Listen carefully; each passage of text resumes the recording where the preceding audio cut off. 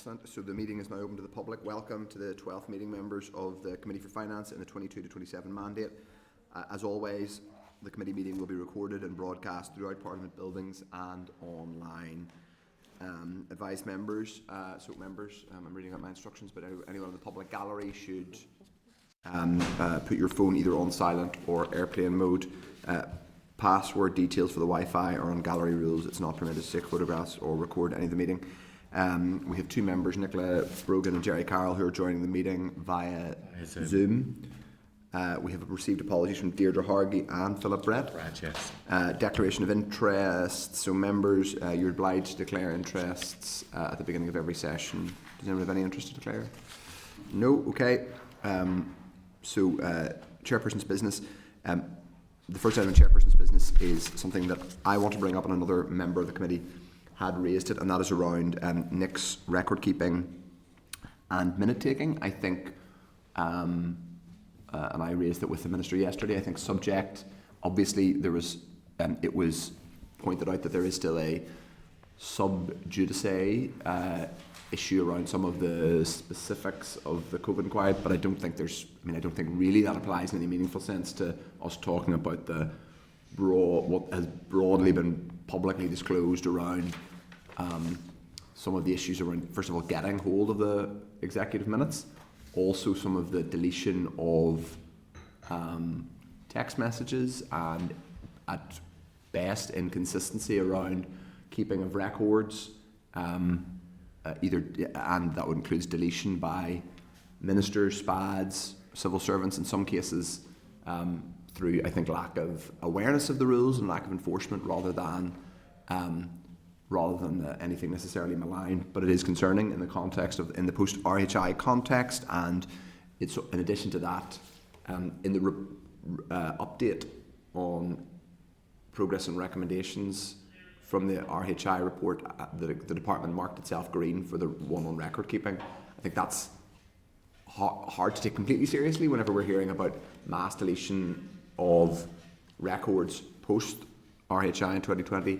So my proposal is that we start by getting an update from the department on where they are around this, and specifically ask them if they are satisfied that the green rating they gave themselves earlier this year is justified given some of what we've learned, and whether they're taking any actions forward. Now, they may say we have to wait for the finding of the COVID inquiry. I don't think that stops us from asking the question about the broader issue around record keeping. Do people agree with that or want to make any comments? We'll go to Paul, and then I assume Stevie's going to come in after. Yeah, I'd agree completely with you, Chair. No department, no minister, no politician should be hiding behind the COVID inquiry whilst it sits. There are massive issues here to deal with. One on openness and transparency, and to be honest with you, Chair, it stinks to high heaven. I suppose I declare a minister as being a minister, albeit for 3 weeks, and I had a phone, and that was handed in, and I was only told after the event that phone would be wiped. Most of my WhatsApp dialogue would have been my personal phone, and that all got handed over to the COVID inquiry. Yeah. But it stinks that there is a systematic, robotic, mechanical arm that basically thinks it is right and proper that you would delete dialogue and conversation between ministers. And I just think that's really, really poor. And it stinks, and it's the complete opposite of open and transparency. So I think we, as a committee, have a right, as you have said, Chair, to delve into this now immediately to try and rectify the situation before we carry on too much more on our journey. Yep. Thank you very much indeed, Mr. Chair. Look, I declared an interest as the ex-chair of this committee. Jane Brady came and spoke to us on the 24th of November 2021, and it was about the RHI action plan, and that was based on the document which was the executive responses to the RHI inquiry report, recommendation and action plans on the 7th of October 2021. And Chapter 7 is all about record keeping. And in 178A, it says the launch of the NICS Management Information website, and it goes into all the details of which we're supposed to be done. It's clear from what we've heard from the inquiry going on in the COVID inquiry that while the head of the Northern Ireland Civil Service was in front of us giving evidence about what she was doing and what was being actioned and what had been done, the exact opposite was happening. I think this is more serious than a question of whether it's green or red or whatever it is in the risk register. There is a Northern Ireland Civil Service Code of Ethics, and there's supposed to be changes of ministerial direction and rules and regulations laid down. I think those have been breached, and I think this is a much more serious issue than that, because we can't have the head of the civil service coming to us, to this committee, and there were 2 members of that committee here at this time, being told that they were conducting everything that had been laid out in the executive response to RHI inquiry, at the same time as phones and records were not being kept and phones were being wiped.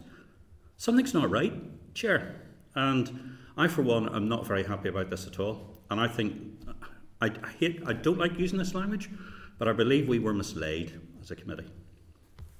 Okay, well, is there anybody else who's going to Owen Tennyson? Just briefly, Chair, to agree with your proposal. I mean, obviously it's a matter of public confidence, and it is frustrating that issues which were set out very clearly in the RHI inquiry appear to be re-emerging in terms of some of the evidence that has been given over recent days.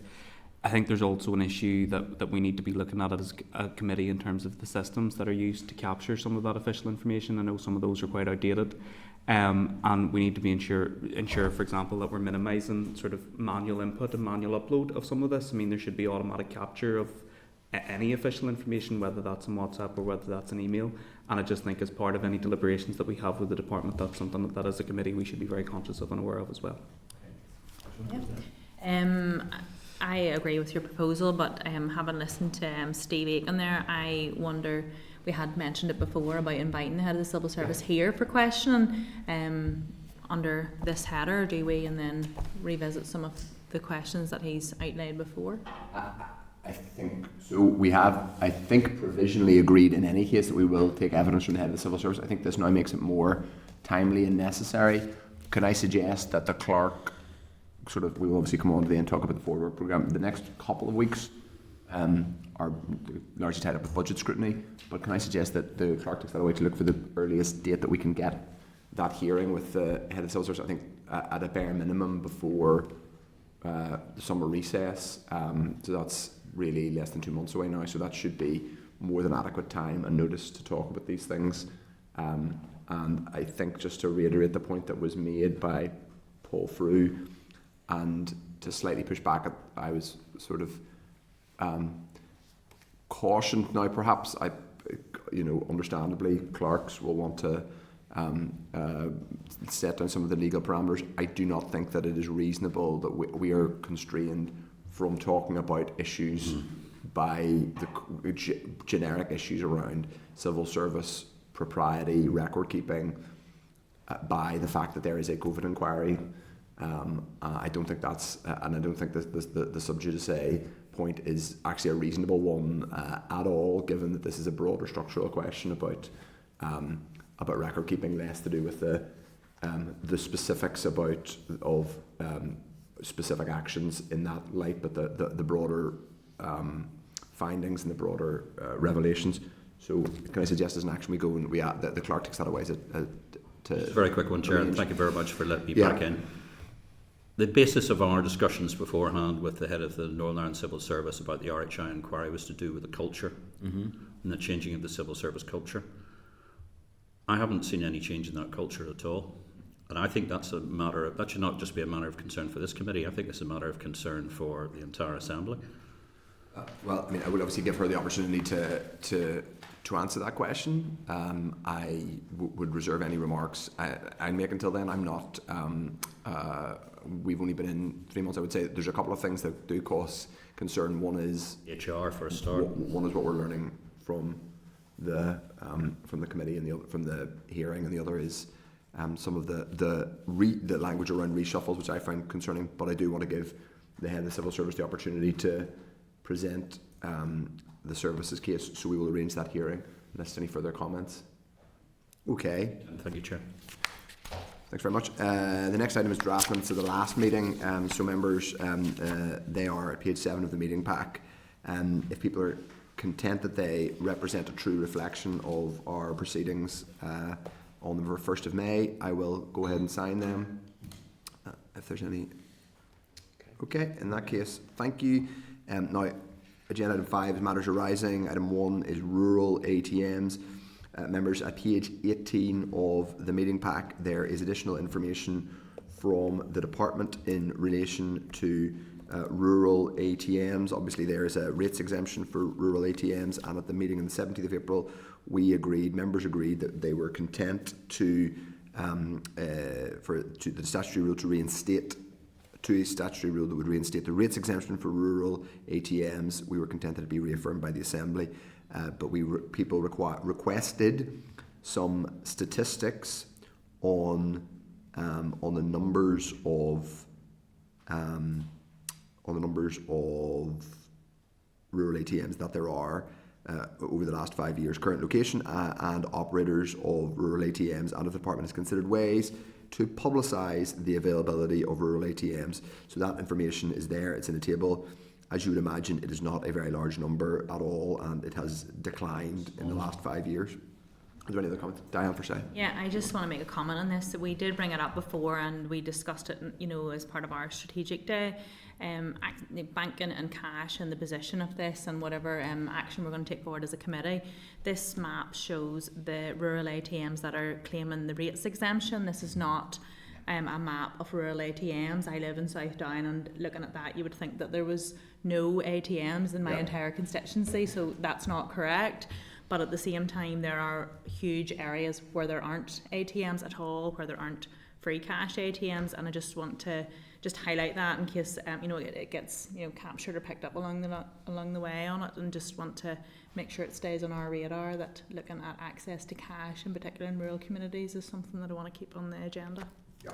I'd just like to echo Deputy Chair's position, but also how much the network has shrunk.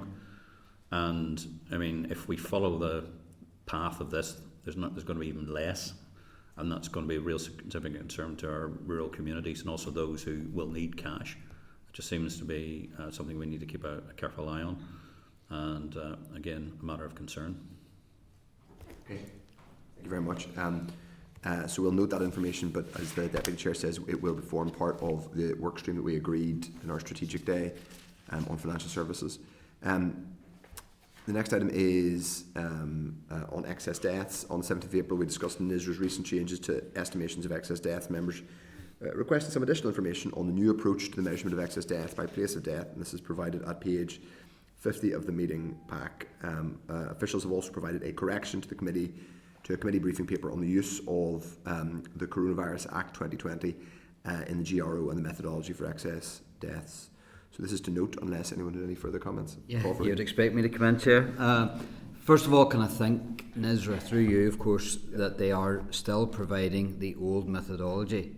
For the sake of transparency, I think this is critically important. They were scheduled to end that practice, as ONS has ended that practice, and I think that's really bad form, because if you go through ONS and OCID data, they have actually retrospectively changed all of the numbers for the last 7 years. So what they did produce at the time is not now what's recorded, which to me is really dark. But what fascinates me is their correction. Mm-hmm. And if you'll indulge me 1 wee second, they say that they had to correct 2021 years, quarter 1, 2, 3 and 4. And the reason why they say that is because they got it wrong, and that the previous method of expected deaths, well, first of all, that's an anomaly, because the previous method never ever calculated expected deaths. It was excess deaths. So I suspect this is part of the retrospect stuff. But the fact that they say that 20 and 21 should be the same with regards to expected deaths, and they're saying that's because on the 5-year average method they exclude 2020. Well, NISRA never ever excluded 2020. ONS did in their 5-year calculation. NISRA had a straight 5 years, which included 2019, 2020, 2022 and onwards. So I just do not understand how they have tripped themselves up in this regard, other than what they're basically saying is everything that we've done before, we've just wiped out, and we're now going back through history with regards to ONS methodology. And it just, and what I don't understand is if they have calculated expected deaths retrospectively, how does that then correlate with the previous method of excess deaths? Because surely their 5-year average methodology, if they're now changing it retrospectively, surely that messes about with the previous method of excess deaths. Now I know that's very convoluted, Chair, but I am hoping NISRA are listening in and know exactly what I am talking about, but something's not right here. Okay. So I think if they are able to clarify that piece of information, we could just simply point them out and then they can provide that clarification if that would be useful. They knew we were looking at this today, so I would have anticipated they'd tune in. Okay. Assuming they've been listening, they might be able to provide us with that clarification. Unless anybody else has any comments, happy to note that. Move on. Okay. So the next is the land registration employer liability. Sorry, apologies, Diane. Did you want to go? No. Excellent. Okay. So page 53 of the meeting pack, the department has provided clarification on land registration liability cases as requested following the committee. As requested following our committee meeting on the 17th of April. This is to note, unless people would like to come in, I think the Deputy Chair will start. I think it's a very disappointing response, Chair.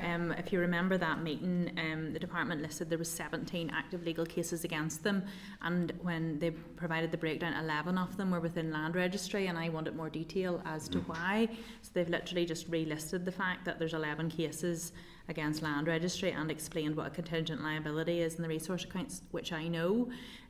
So I would like the committee to ask maybe again, can we, even if it has to be in closed session, because I understand if these are legal cases, maybe they can't be discussed, but I think as a committee, if there are 11 active cases that need to be disclosed with an unknown quantification in their accounts, it's a matter of concern. Reasonable. Yeah, I mean, I think you're right. A single paragraph which doesn't really answer the question that was asked, or anywhere near the value of what we're looking at. Yeah, I think is, and if we have to be more specific, that we want a value and as much information as they're able to provide, like within reason.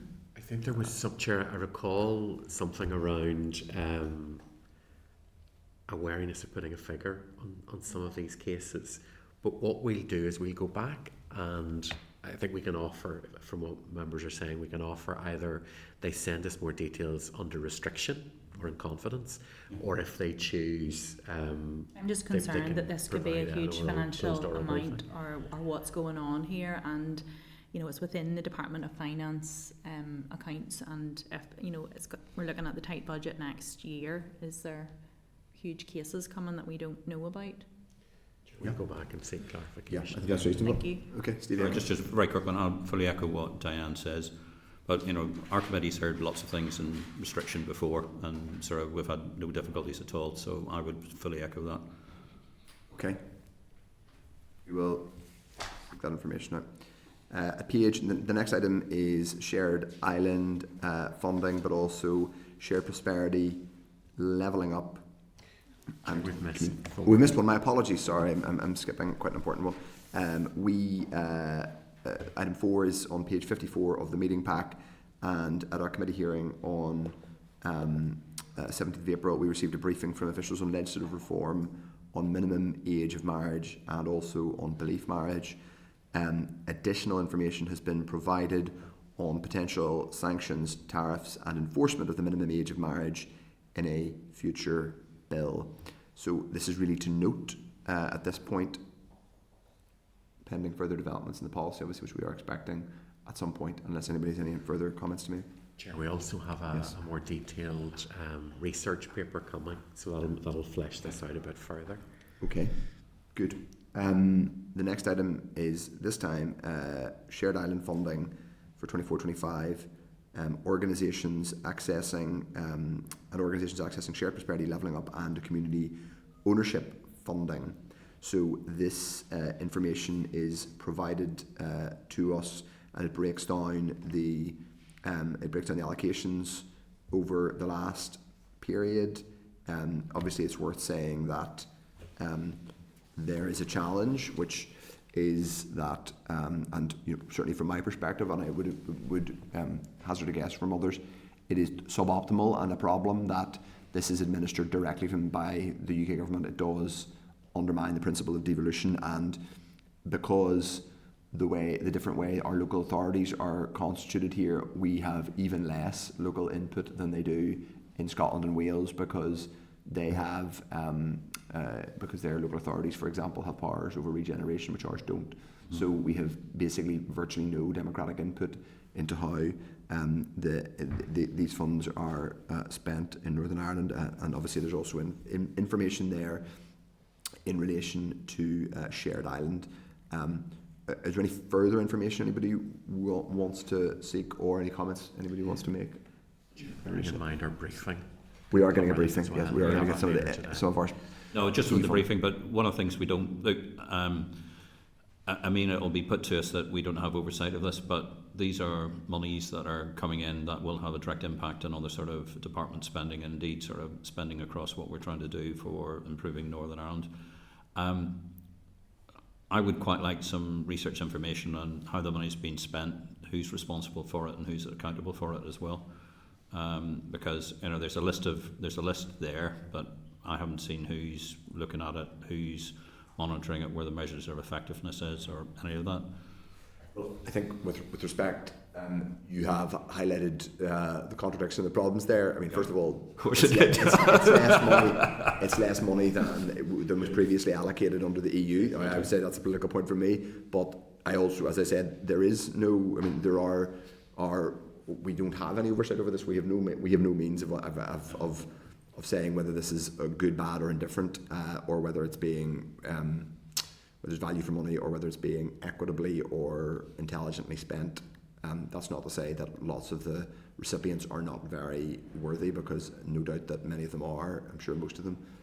Do we know if the shared? Sorry, Chair. Yes. Apologies. Do we know if the Shared Island money is going directly to the departments, or how is that? Shared Island money will go to DOF through the department through DOF to be dispersed. So when it comes to Shared Island money, there is inherently, I think, more local oversight, because it goes through the executive, a bit like the block grant, except it's coming from Dublin. Yeah. Is my understanding. It goes through, whereas levelling up money and shared prosperity money completely bypasses the devolved level of government and goes straight to the recipients. The other thing that officials will highlight this when they come in is where they may know a headline figure, they don't necessarily know how that breaks down for each of the partners. Members will notice that there's numbers of partners. There's a lead, as with any of these programmes, there's a lead organisation, and there's multiple partners, and the department doesn't have, from what they've said, you'll get this when they brief, oversight of any kind of who gets what.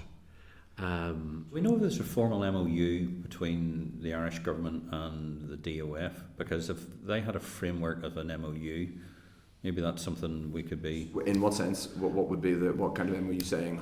Like the well, this is the process. This is accountability. Here's where it comes from, and the rest of it. Because we've heard people talk about, but we haven't seen a formal MOU.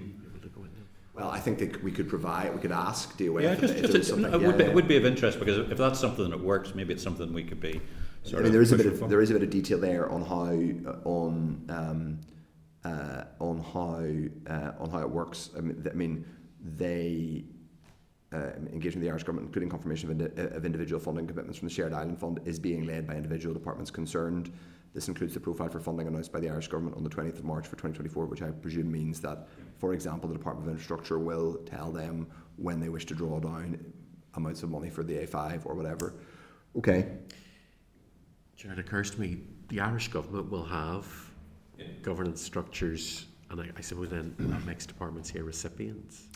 Do you mean governance structures as in any disbursement they have, they'll have a governance so structure? I mean, well, we can ask, I think, Steve, why don't we ask the Department of Finance if they have had any conversations with their counterparts in the department, either the Department of Finance in Dublin or the Taoiseach's department, around how that dispersal works. If it's just simply allocations are made direct, or payments are made directly through to department, that's fine, but we can find that out. Okay, unless there are any further comments, we'll move on. Obviously, we will have, we're taking evidence on a related matter later on. The next item is use of temporary promotions in the Northern Ireland Civil Service. So the committee recently noted correspondence from the Minister of Finance to the Communities Committee regarding the high proportion of NICs currently temporarily promoted. The department has provided an update on its plans to address this issue and provided information on engagement between trade unions and itself. This is provided at page 67. So this information is to note, but if anybody would like to come in on this, I mean, I think, to be honest, I would, because I don't think we have particularly extensive.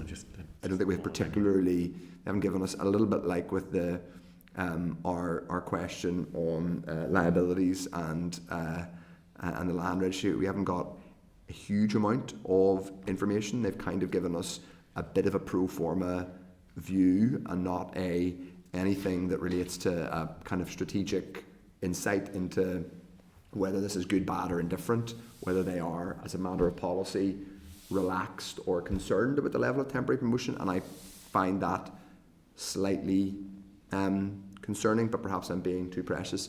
I'm not sure we need to specifically ask for more information, but I think it's probably something we should take forward at some point with Civil Service HR, maybe something that goes into our pack for when we talk to the head of the Civil Service. Mm-hmm. Okay, unless anybody has any further comments at this stage, we'll move on. Now, next item is engagement with Treasury officials. So members we've obviously talked about for some time in attempting to get Treasury officials, not necessarily ministers, but officials to come and give us evidence. So we requested that they would come. We got I suppose you could call it polite. It did have a salutation and was relatively polite from the Chief Secretary of Treasury, saying basically the computer says no. But it was asked in this committee, was there a precedent for us getting a briefing from Treasury officials and Lieutenant Colombo, aka I can't take credit. Peter Hall I approached my illustrious predecessors, some of whom go back a long way, and we did find a reference at the Transitional Assembly. We had to go back to that, so it wasn't assembly as we know it. Back in December 2006, when I was even younger than Owen is now, the Transitional Assembly. You had to say that. Members will recall there was a Hain Assembly and then there was a Transitional Assembly before resumption in 2007. So this would have been late 2006, and we do have Gordon Brown sending officials. He was Chancellor at that point. That does seem a long time ago now when I say that out loud. This was the first occasion, as far as we can work out, that there were Treasury officials. It also appears to have been the last. Because of the nature of what it was, it doesn't necessarily set a precedent for us, because it was a very different setup. It wasn't the same committee structure. We obviously didn't have ministers in place, and effectively we were tail end of that stage of direct rule. I mean, I would say you're correct in the sense that it is not a full-blown committee hearing, but it was an engagement between a predecessor of this committee, or a version of a predecessor of this committee, and the other thing I would stress is it was actually on, and time is always in a loop, about an economic package offered by Gordon Brown as Chancellor with the resumption of the Assembly. So it's not totally dissimilar to the Executive Restoration Package settlement situation. So it's there. So my and as I say, I remain strongly of the view that it would be useful and completely reasonable for us to get a briefing from Treasury officials. That doesn't mean that it's as routine as Department of Finance officials, but I like understanding and acknowledging that it isn't going to happen, at least in this until this UK government changes, and may not happen after that. I think it's worth us. My view would be that it would be helpful for us to write to the Department of DLUC, as they are known, who are responsible for intra-UK relations, their Secretary of State has appeared at relevant committees in Scotland and Wales. It's worth saying that our version of the Scottish Committee also has responsibility for constitutional matters, so that there's a kind of precedent there. I think we should ask for his view on whether we should be able to get evidence and whether he would come and give us evidence on same, even if he's not giving us evidence on the specifics of the financial package. And I think we could copy that correspondence to the NIO and possibly the Northern Ireland Affairs Committee if members are happy enough with that.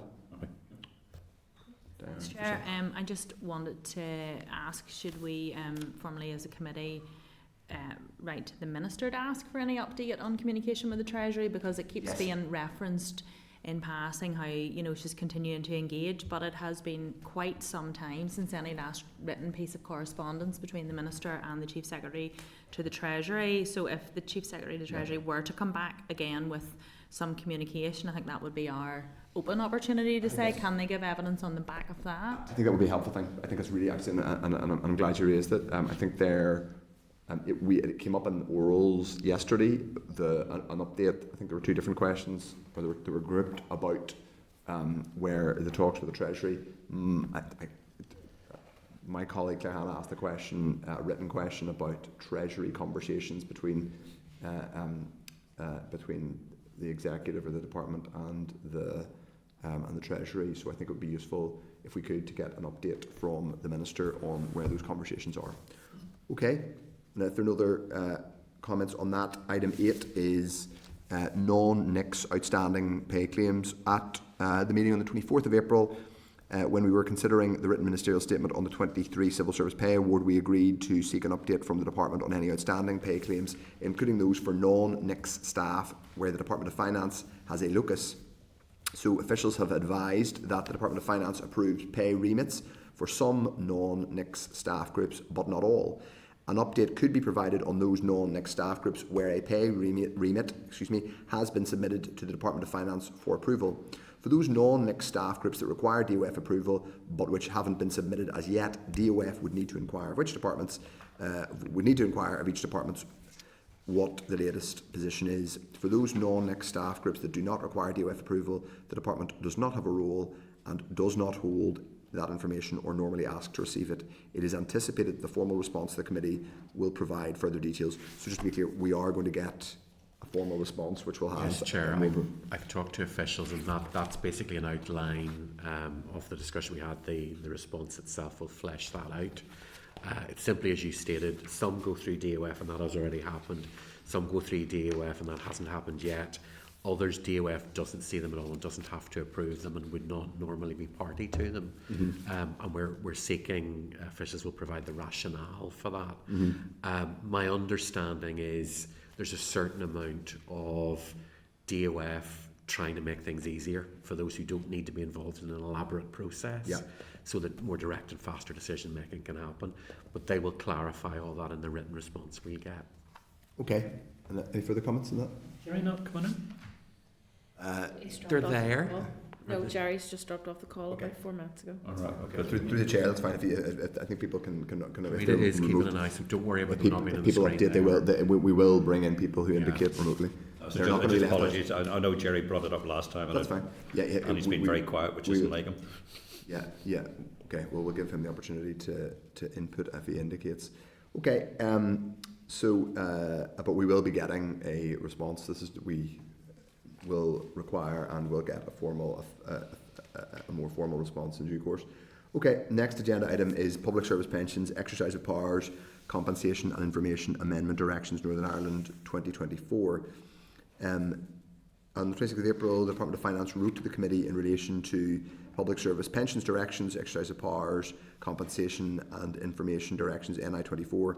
These refer to public sector pension schemes in Northern Ireland and are designed to reflect the MacLeod judgment and the related legislation, which removes age discrimination in respect to the transfer of public sector pension schemes from final salary to career average arrangements. These amending directions are a further part of the MacLeod implementation. Relevant correspondence can be found at page 70 of the meeting pack. These directions are not subject to any assembly procedure therefore they are for noting only.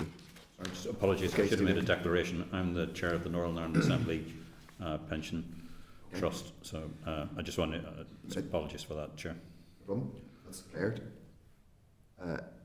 Next is our SL1s, the deaths and stillbirths amendment regulations Northern Ireland 2024, and the deaths and stillbirths electronic communications order Northern Ireland 2024.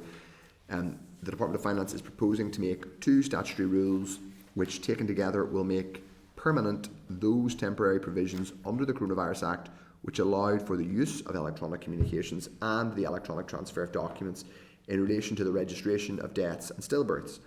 Members were aware that this legislative change would be forthcoming as a result of the previous extensions granted to the temporary provisions which will expire on the 24th of September.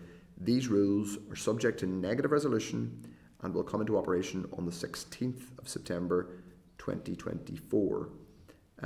Members, these SL1s were first considered by the committee at its meeting on the 17th of April, and at that time members agreed to seek additional information on the reasons which England was unable to bring forward powers to... At that time, members agreed to seek additional information on the reasons why England was unable to bring forward powers to enable remote registrations of death and stillbirths and had to revert to in-person registration in 2022. This is addressed by the Department at page 80 of the meeting pack. Full details on the SL1 can be found in the clerk's cover note and correspondence from the Department of Finance. So, members, we have seen these previously. But we haven't obviously had a chance to, we have discussed it at some length, but are there any further comments at this point? Diane, for a second. Yeah, thank you, Chair. And just on the response that has come through, it's good to see it, because I remember whenever this came up, we were a bit concerned as to what the reason was why it had lapsed in England, and it looks, from reading the answer, like one set of provisions just lapsed and they didn't get something in place quick enough, so it was just on a technicality of timing. There was no actual reason operationally, so in my opinion there's no reason that we should take any concern out of that, and what we have and this new legislation coming into place before the other one we have here expires is reasonable. Any other comments? Or okay, in that case, so if members, if you are content, then we can move on. Next item is the draft executive budget of 24-25. We're going to get an oral briefing from the Ulster University Economic Policy Centre. Our members agreed that Hansard should report this oral briefing. If so, then the clerk's memo is at page 91 of the meeting pack. Also included in the pack for reference during this session is the WMS that we received on the 23-24 approach to further forecast underspends, copies of the 24-25 departmental bids for capital resource and FTC, correspondence from Secretary of the Treasury to the Finance Minister regarding the NI Executive Restoration Package settlement, correspondence from the Finance Minister to this committee regarding the breakdown of the amounts contained in the package settlement, both the original and amended written ministerial statement from the Finance Minister on the 24-25 budget, and UK and Financial Economic Indicators 2024. As a result of formatting issues, 2 papers by Ulster University were emailed, which was the Winter Outlook 24 and the Economic Outlook Winter 24, were emailed to members separately by the clerk yesterday evening. So this is the first of the non-departmental briefings. We are going to be taking on the budget. We have Gareth from the Ulster University this week, and in the next couple of weeks we are going to have NICVA, Pivotal, the think tank, and the Nevin Institute, and also the Fiscal Council and Sir Robert Choate to give us evidence ahead of the budget statement itself. So we welcome Gareth Hetherington from the Ulster University Economic Policy Centre. Thank you very much, Gareth, for coming and giving us evidence. We would really appreciate an opening statement, should you wish to make one, and then we'll obviously have questions for you. Okay, thank you, Chair, for your invitation, the opportunity to give evidence to your committee here. Obviously, good afternoon, everyone. So, yes, I have a short opening statement outlining some of the key comments and observations which hopefully helps to inform your work. but most of the time will be given over to questions from committee members. So, like everyone, I acknowledge the challenging nature of this budget, and I do not underestimate the difficulties all executive ministers and MLAs will face in the coming months. I'm also conscious that, as with any budget, there are many calls on the very limited funds available from across all parts of government and wider society. Now, it's with that in mind that I would like to raise what I believe should be two key priorities as individual ministers now make their individual spending decisions. Firstly, a laser focus on raising our economic growth rate, and secondly, implementing public service reform. I've identified these two priorities because I see them as the only long-term path out of this annual cycle of increasingly difficult budget rounds. How can we have had 15 years of downward pressure on government spending and at the same time a tax burden at its highest since the Second World War? The reason is, in those 15 years we have had a sustained period of below-trend economic growth. Focusing on GDP growth has not always been popular in recent years, but our recent experience has shown that that has to change. I associate GDP growth with increased tax revenues to fund public services. As we look forward over the short and medium term, we are going to continue to face very difficult budgets until we get the economy growing at both the Northern Ireland and the UK level. How do we turn things around?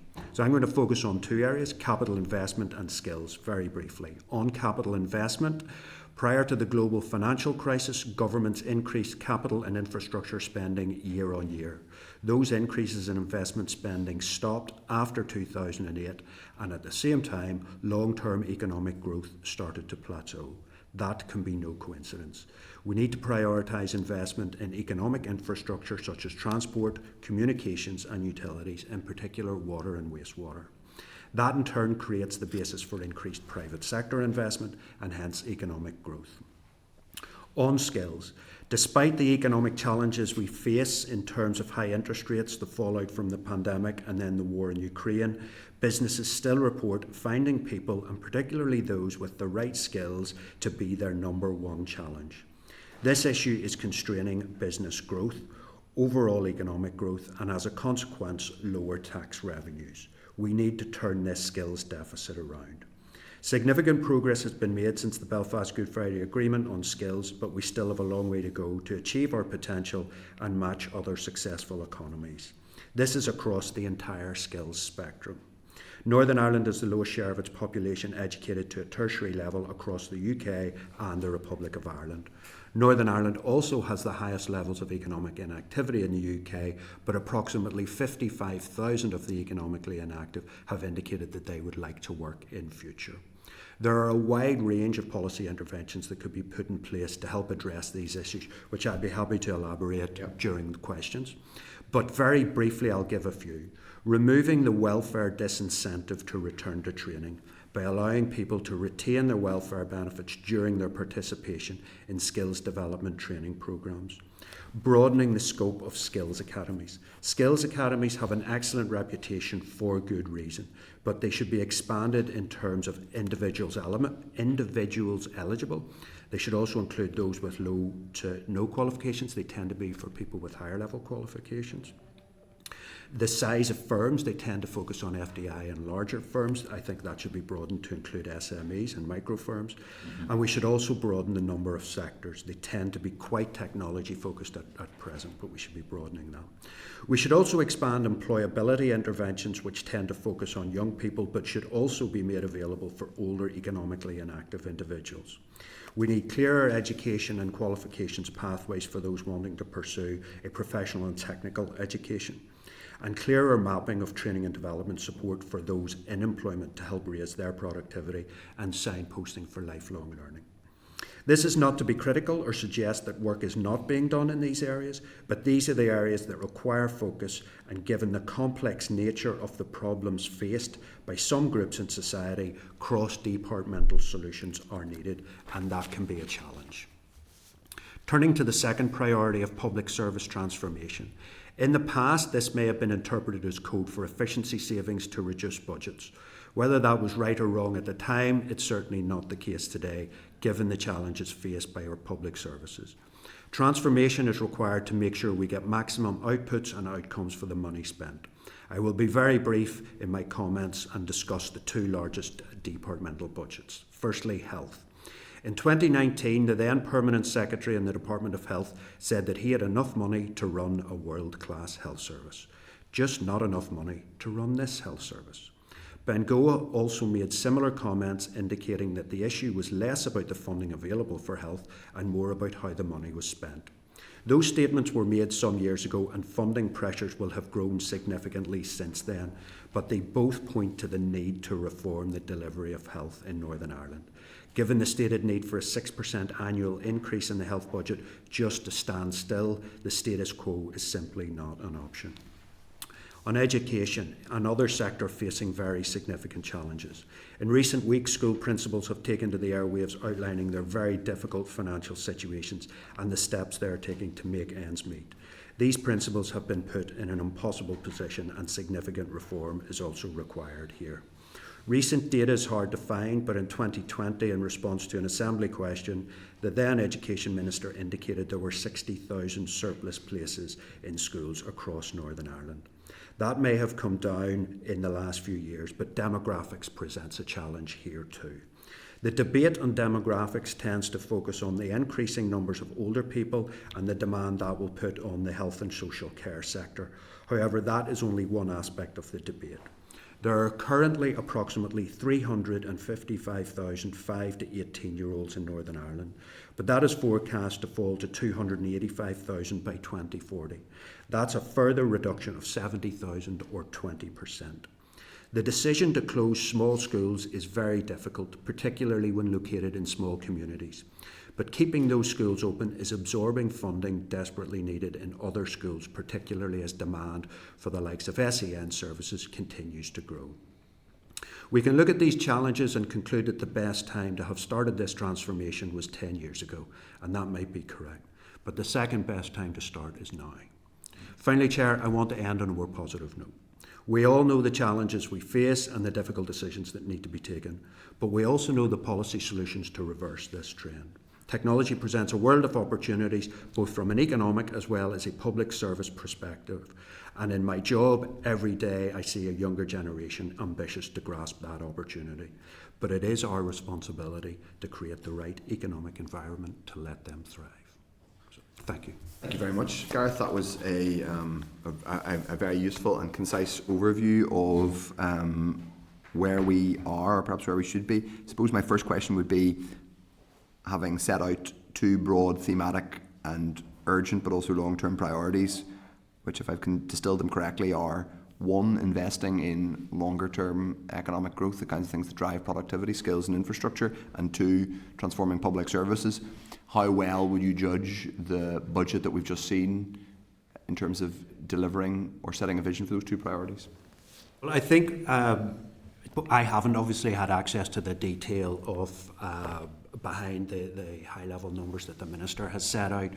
As I understand it, individual ministers are now making decisions in terms of how those allocations are spent within their departmental remits or their ministerial remits. And I would ask or suggest to all ministers that they should focus on the interventions within their departments that can help enhance economic growth. And to be clear, when I'm talking about investing in the economy, that's not just investing in the department for the economy.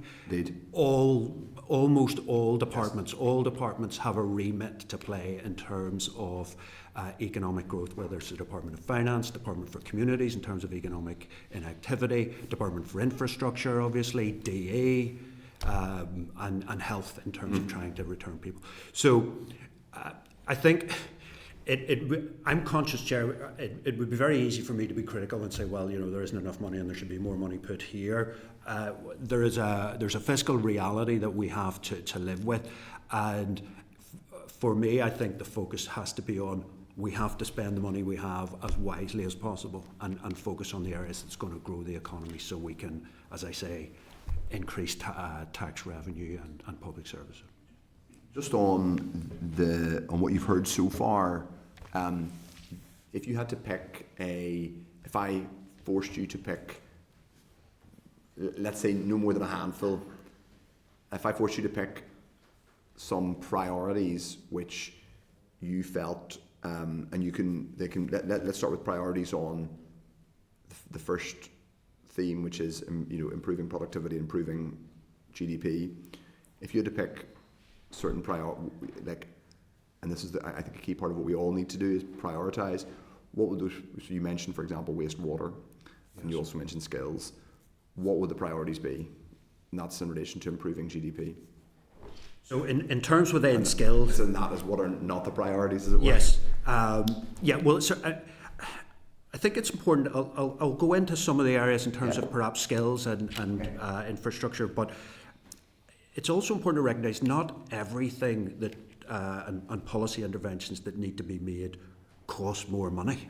Mm-hmm. We can do better with the money that we have. So one of the examples that I gave was, and I think this could have a very significant impact with a relatively limited fiscal implication, which is to remove the welfare disincentive. So at the moment, there are people who are economically inactive, they have their benefits, and when they seek to increase their skills, they take a course that's perhaps more than 16 hours a week, they have a very significant risk of them losing their benefits if they go on that training and development course. So those people will naturally step back and stay on benefits. So there is no saving to be had in having a policy that removes those benefits, because people aren't going to take advantage of that. People will want to. People will always want to be secure in the knowledge that their benefits are safe. So that, and I can't stress the importance. We have done some work with groups around this space, and the risk of losing benefits is preventing a large number of people. To give one example, Denmark has a policy where people over 30, economically inactive over 30, retain 80% of their benefits when they go on a training and development programme. It would have been in the immediate aftermath of the pandemic, they increased that to 110% of benefits, so a 10% premium if they went into skill shortage areas. So they gave people this security to encourage them to raise their skills, because that is one of the key barriers to returning to employment within that economically inactive age group. And I know and I agree with the policy that we should spend more on free childcare, and we should spend more on addressing NHS waiting lists. And part of the narrative around that spending is that will help get people back into work. It's one of the barriers to get those economically inactive people back into work. Very few economically inactive have one barrier, and lack of skills is one. The other, I've talked about broadening the scope of skills academies. Skills academies initially were for FDIs, then for larger indigenous companies. And there is work to do here around how do we bring SMEs and micro businesses into this picture as well. Now, the way that skills academies are structured, it's to bring in a cohort of 15 or 20 people, very tailored programme for that business. But there's got to be a core set of skills that SME is never going to want to bring in 15 or 20, or won't have the capacity to bring in 15 or 20 people in one time. But why could 5 or 10 not get together and they bring 1, 2 or 3 and operate as a cohort? So I think that more needs to be done there. In terms of those in work, promoting lifelong learning and a clearer mapping of training and development programmes, I think is something that we should take forward. Northern Ireland has a very poor record of people in work who are also taking part in training and development. That's relative to the rest of the UK, and the UK is not pulling up any trees internationally. So there are some of those areas there that we need to do more. I've got more, Chair, but I'll stop. I sense another question. No, not at all. But you've given me some really useful insights in terms of skills. But I suppose what I'm seeing is you've highlighted a few. I think which I think is useful. 2 broad themes: investment in skills and productivity. So that is and then also improving our GDP, and then also public service transformation. I will come on to the public service transformation, but before I do, what would you say to the proposition that, well, even if we improve, I don't think anybody really would meaningfully, some might, that we should improve our, economic growth in Northern Ireland, but because of the way the block grant settlement works, should we increase our GDP other than in relation to rates, revenues, and the precise relationship between, because of the way the valuations work, it's not a particularly quick transmission mechanism from GDP growth into increased rates revenue. Obviously, if more businesses if more premises are occupied, what would you say to the proposition that we need, in order to realise what you described, we'd need more fiscal devolution, because we would need more of a relationship between how our economy works and tax revenue? Yeah, no, I think that's a really good point, Chair. Because if we take a lot of people, if we can take 50,000 people out of economically inactive and put them into work, that's a lower welfare bill and that's more taxes. Yeah. That all goes to London, so where's our incentive? Clearly, I would be supportive of greater fiscal devolution. That isn't without its risk. No doubt finance staff and within the department would make you aware of those risks. But what I suppose I would frame it differently, where I think that we in Northern Ireland, we need to be better at making the case to London for increased investment. Now, I'm on the outside looking in here, but it seems to me that we go to London and we ask for money because there's a problem. Waiting lists are too long, or whatever it happens to be. So we need more money to solve that problem. And I think that what we should be going to London is with a broader case that here's the public services that we want and the standard of public services. This is how we're going to transform to deliver it. This is the economy that we want, to go to the economy minister's points around good jobs and regional balance. What's the plan to deliver that? What are the actions that will take, and what's the cost? And if we can make that broader case, that we can make Northern Ireland economically more viable, that helps London. That helps their treasury position. So it's about being clear around the policy interventions and programmes that we want to have in place will benefit them as much as it benefits us. Well, that I don't disagree with any of that. I think you're making you seem to be making an argument for a sort of strategic vision in a budget document, and hopefully we will see more of that whenever we see the actual budget document, and not just the very short kind of written ministerial statement we've had so far. Just before I open it up to questioners, and obviously members, if I think we have most people done, but if anybody else wishes to come in, just indicate to the clerk. Is there a view that in order to achieve some of what you're talking about, we would need either a multi-year budget, which we probably won't get? Even the most optimistic timeline would be us getting it towards the end of this year, and I think that would be with an extremely fair wind, much more likely that it'll be in next year. That we require a comprehensive spending review from the Treasury, which then allows the executive to make a multi-year budget, although I would argue they could do something indicative. But in any case, say there's the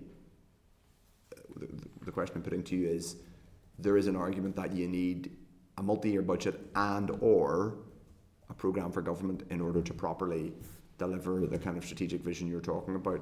What would you say to that? Well, I think we need both. The case for multi-year budgets has been well made. I'm sure your committee has heard in terms of longer-term planning, but you need a vision to set alongside that. Two other things just in respect of multi-year budgets that perhaps doesn't get the same airing.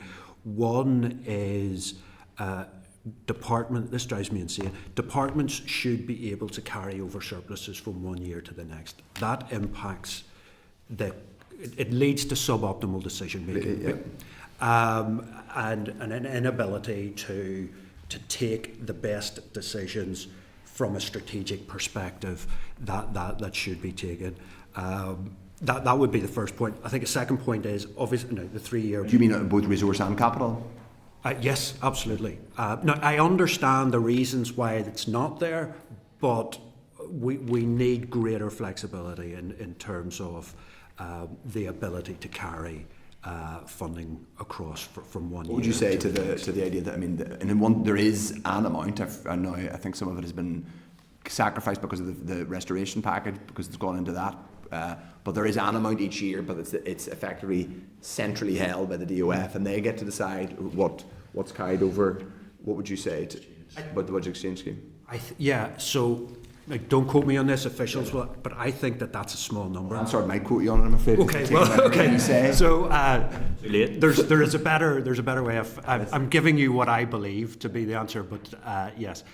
I think it's a small number. I think it's in the region of like £25 million, which over, when we look at the scale of funding across our departments, it's trivial really in terms of the decisions that need to be taken. Okay, great. And last question from me, Gareth, is specifically on wastewater.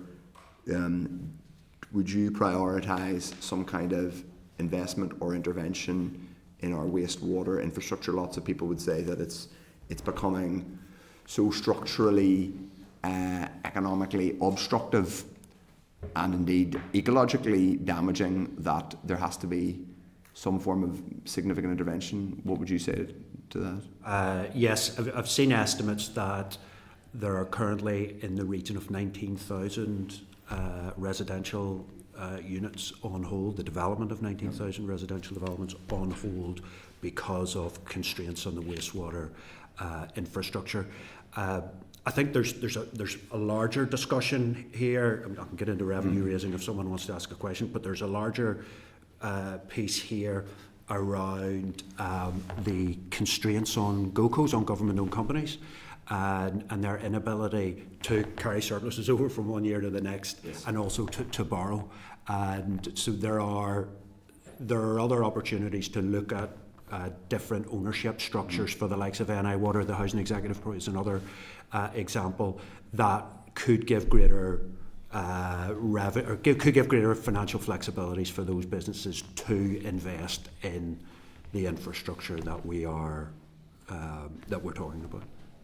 Okay, Deputy Chair. Thank you very much, Chair, and thanks, Gareth, for being here and your input so far. You shared quite a remarkable quote there. The 2019 Permanent Secretary said he had enough money to run a world-class health service, but just not this health service. I think that is, it is quite remarkable, and it just makes you reflect for a moment on, where is this money going, what are we getting for it, and the overwhelming need for transformation. And I think there isn't a person out there, certainly not us through our constituency offices, that don't recognise that serious need for transformation in the health service. But then we're faced here with the health minister coming forward and saying that he needs £1 billion to stand still. I think that's a very depressing pitch to make, that we're looking for transformation and he's bidding to stand still when we dramatically need reform. And I totally agree with the point that you are saying we need to outline the case for how we're going to transform things, take it to London, look for more money that way. And I just wonder how you think that we can change the attitude of our representatives here to how we address reform of the public services. So I think, I'm one of the few people, I believe, in Northern Ireland who doesn't blame our politicians for the situation that we're in. I blame the electorate. I'll start with that statement. And I think that where there has been a failure is in the communication of how that transformation needs to happen. So in health, the conversation is about closing hospitals. That's not the conversation. It's not about closing hospitals. It's about creating centres of excellence.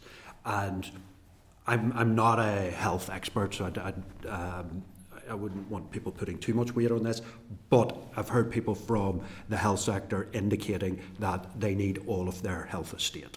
So it becomes about creating centres of excellence across Northern Ireland and making the case and presenting the arguments to the public to get their buy-in.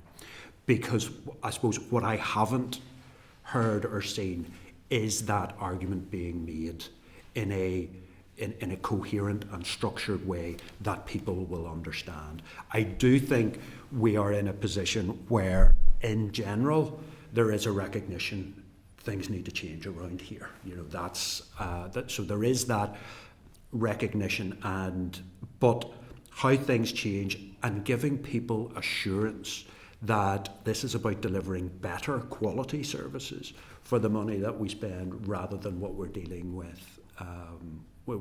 Here, and there is a sense. This is going back quite some time ago. A little anecdote from a previous life.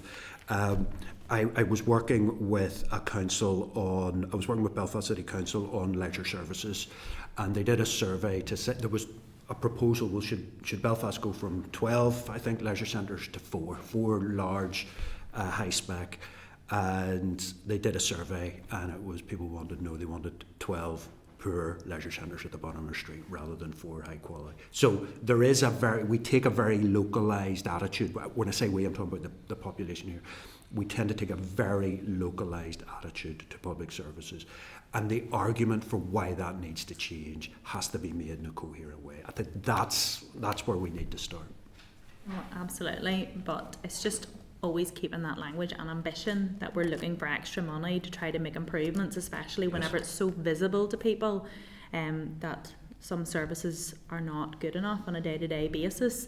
You were mentioning there about the skills interventions and the schemes coming through. I'm just interested to hear your perspective on how you think we could target that on older people. And you say older people, I don't want to get too into the terminology, but yeah. I see people at very different points in their lives and their careers. You've kind of got people, 40 to 50 that are in a situation that, they want to change career and, change their skills base. There's very specific barriers there. And then we've got the ageing workforce as well that are really limited in what they can do because they weren't in the workforce at a particular time. So we're talking about IT technology opportunities. It just feels very targeted to younger people, but there is much a desire there. So it just would be interested to hear what. Yeah, no, that's my point. Sorry, I have reconciled myself some time ago that I am an older person now. So when I say younger, I'm typically all relative, Gareth. Interventions, as you say, younger people, which is either the under 25s or the under 30s. And when we look at most of the economically inactive, they are, they tend to be over the age of 30. And so it's like, the DFC, for example, I think had a job start scheme, very successful, very good, but it's targeted at the under 25. So why can we not have that for older people as well? Also, things like career services, when we think about who uses a career service, it's, kids leaving school or university. We never think about people 30, 40, 50 when they've reached perhaps the end of one part of their career and they're looking to make a step to another part of their career. Either they're in a vulnerable industry and they need to make a transition. So career services tends to be orientated towards younger people rather than people of all ages. And I think that it's about trying to be much more flexible in the way in which we deliver these services and who it is that we're trying to help. There's also things we can do to be more proactive to help people. So there may be people working in vulnerable industries who are at greater risk of being made redundant in the near future, and it's about being proactive around providing training and development opportunities for them as well. So there's a lot of things that we can do. We're doing a lot of good stuff, but there's a lot more that we can do to help those people. One more I just wanted to bring up. I feel very strongly about the value for money returned by the voluntary community sector across our public services, and the lack of quantification of that and the actual impact of it. We've started a new all-party group to raise this case, and you see it right through a lot of sectors, economic inactivity being one of them, where community-based groups have a really high success rate at targeting very specific needs in specific rural and city-based areas and particular communities and getting people back into the workplace. But this kind of sits in the separate funding pot, quite isolated and isn't really protected. So I was just wondering how you see that sector and those localised groups building into the vision for improving the economic activity. Yeah, so just for transparency, Chair, I'm a trustee of Positive Futures, which, amongst other things, provides adult social care for many of the trusts, and I'm also part of the Fair Work Forum, which was set up by the Health Minister to bring that sector, the adult social care sector, up to the real living wage. So it is a it's a sector that, for moral as well as economic reasons, I think there are very good reasons that they should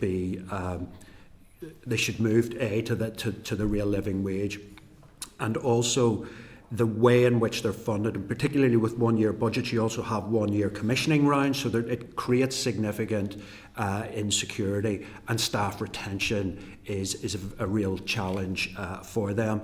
So I think that they have a tremendous skill set and are a huge asset to society. And you're right, it is undervalued. I think it's undervalued because it's unvalued. A quantification hasn't been put to it. Let me put it that way. And I'm 100% supportive of the voluntary and community sector, but sometimes I think that they are used by central government as a cheap way of delivering services rather than valued for the high quality service they do deliver. Okay, thank you very much. Steve Aiken. Yeah, thanks very much, Steve. Thanks, Gareth. Mine will be relatively short. You'll be glad to hear. Our GVA, we need to grow our GVA, but our unemployment rate remains very low. And when you go and talk to business and you go and talk to companies and the rest of it, the one thing they always say behind the thing is skill shortage, skill shortage, skill shortage.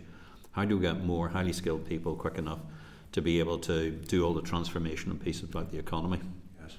Things we can do, and we should be doing, like sorting out the water system and all the rest of it. All we need to do is take the politically brave decision to do what we're supposed to do, get on with it. But the skills problem is one that's fundamental, because we can't get growth unless we've got enough skilled people. So going back to the economically inactive is one side of it. How do we get to the point where we get to enough fluidity in the labour market, but also with enough skills people to be in that? Because what you've outlined is a programme for government. We're discussing a budget in a couple of weeks' time and there's no programme for government. I spent weeks stuck in Hillsborough Castle and various other places when we were talking behind the scenes about the priorities. And everybody agreed health was going to be the priority, and then infrastructure was going to be the priority, and all the rest of it. And we were going to have a programme for government. And here we are, we're doing a budget, and there is no programme for government.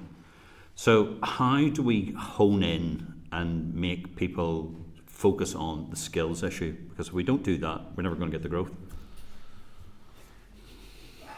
Well, I think there's the economically inactive piece, right? Yeah, but that's yes, if you don't mind me saying, that potentially delivers another 50,000 people in the workforce. Yes. That doesn't get us enough to get the growth to be able to. No, it does. So there's three elements. The economically inactive, Yeah. I've talked at that. I've talked a little bit about this as well, but it's making the most out of people who are currently in the labour market. So one of the things within Northern Ireland, very low levels, relatively speaking, whether it's down south or across the water, very low levels of people moving between jobs. So that more dynamic labour market is something that tends to move people up, both from a pay scale point of view, but also it encourages people to encourage they skill up. The third point is around migration, and I'm very conscious that that's obviously politically very sensitive, both in England and now in Ireland. But it's less of I'm not saying it's not an issue here, but it's less of an issue here. And one of the things that I have ideally called for is a regional migration policy for Northern Ireland, because the UK migration policy and the minimum salaries that's now been set at might suit London. That might be but certainly not wage levels in Northern Ireland. And so I would call for a regional migration policy devolved to the Assembly. Now, I've spoken to staff in both the Department for the Economy and some politicians who might be in government in the not too distant future across the water, and they are highly resistant to a devolution of regional migration. So if you can call for that and get it, that would be ideal. Next to that, the next best is the MAC, the Migration Advisory Committee, have a shortage occupation list. I believe that a NI specific person has been recruited or employed to work on that. And so ensuring that the needs of the Northern Ireland economy and the differences that exist between GB and NI are brought to the attention of the MAC, the Migration Advisory Committee, would be something that I would be very beneficial in terms of addressing one of the measures for addressing that skills. So economically inactive, people in the labour market, and people overseas, basically. Okay. Thanks, Chair. Okay. Next up is Owen Tennyson. Thank you, Chair, and thank you, Gareth, for your evidence so far.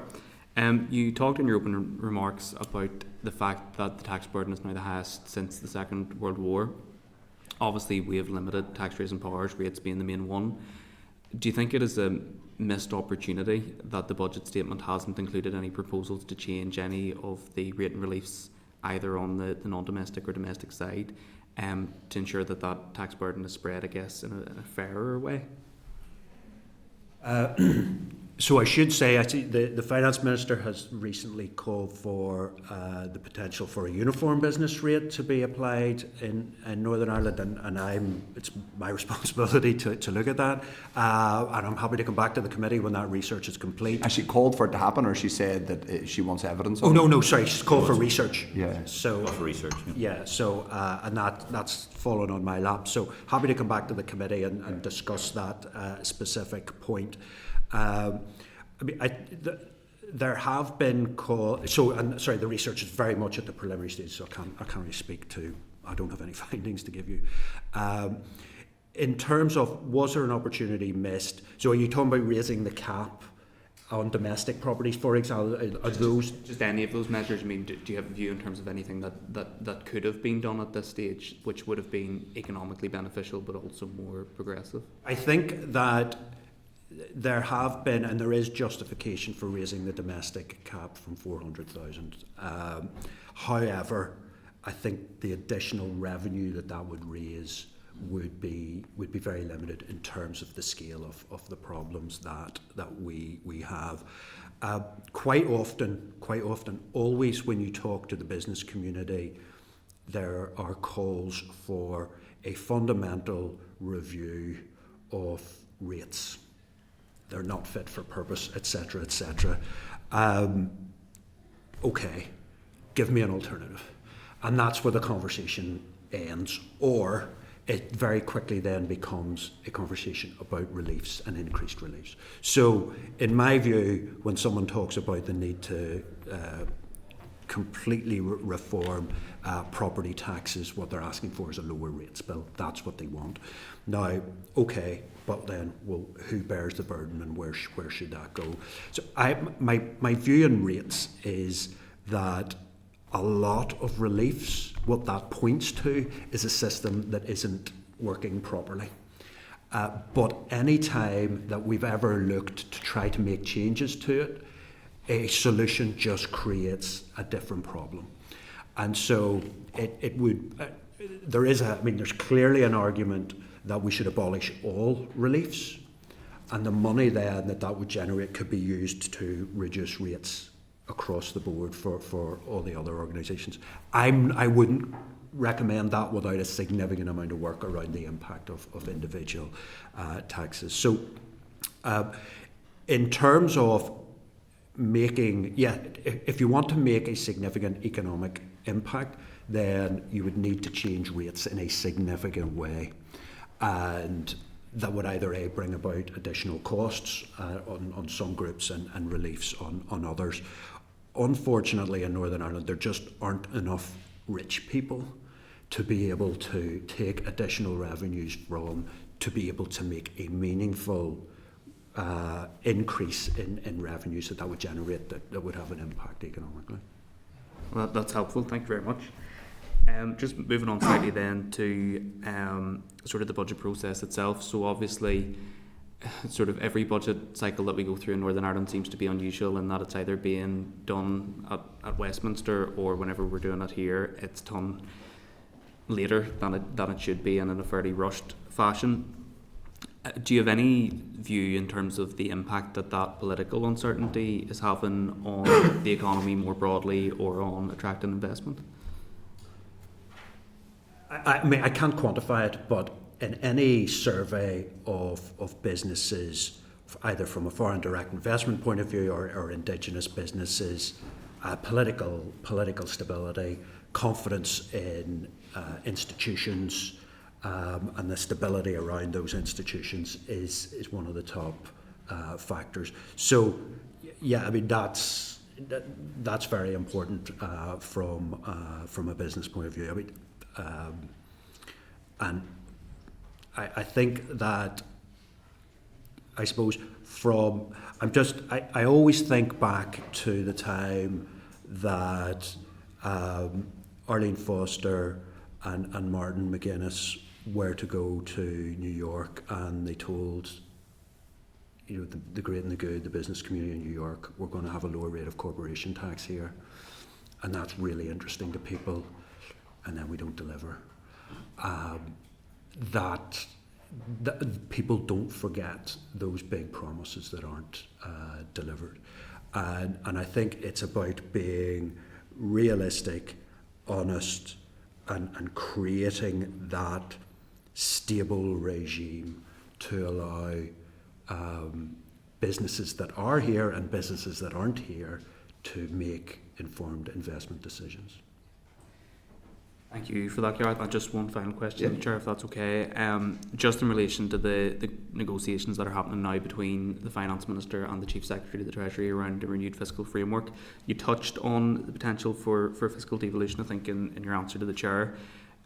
Does the Economic Policy Centre have any view in terms of where the priorities should lie, in terms of what powers for additional revenue raising we should be seeking? So we did some work now, it's quite some time ago now, 8 years ago now, around corporation tax, and we were very supportive of the devolution of corporation tax. There's lots of reasons why that didn't happen, but for me, primarily, the rationale for devolving corporation tax is to target companies that aren't here, rather than targeting the companies that are here and for the benefit of companies that are in Northern Ireland. I think that's the first thing I would say. The Fiscal Commission, in their work, they suggested income tax and the apprenticeship levy could or should be devolved. I would certainly be supportive of the apprenticeship levy, although they said, well, you wouldn't devolve it on its own, just on cost grounds, and so I get that. There's significant angst, I think, in the business community that they have to pay the apprenticeship levy, but then they don't get access to it in the way that businesses across the water get access to it. Yeah. I think that's an issue. If we devolve income tax, what will we do with it? Will we do what Scotland did, which is put it up by a penny? The revenue that would be raised by that, is that going to make a significant difference? I do think that the impact of raising it by a penny in Northern Ireland would be less than it would be in Scotland, because in Scotland a lot of people can just move south of the border. In Northern Ireland it wouldn't just be as straightforward as that. But in terms of the broader fiscal framework, I suppose what I would think is the two immediate priorities for the Minister, for the Finance Minister, is A, let's agree what relative need is. So the Fiscal Council have said it's 124. I think they've released some research earlier last month, 2 months ago, around sensitivities around that, whether it's 124 or 125. Irrespective, we need to get to an agreed position on what that right number is. And then when we've agreed that, we need to get the block baselined at 24 straight away. Again, the Fiscal Council have indicated that will be could take until the mid-2030s till we get to that on the way the mechanism is structured at the minute. And obviously we have this cliff edge potential situation in 26-27 when the current funding package runs out. That's me, Chair. Okay, Nicola Brogan is going to come in remotely. Nicola?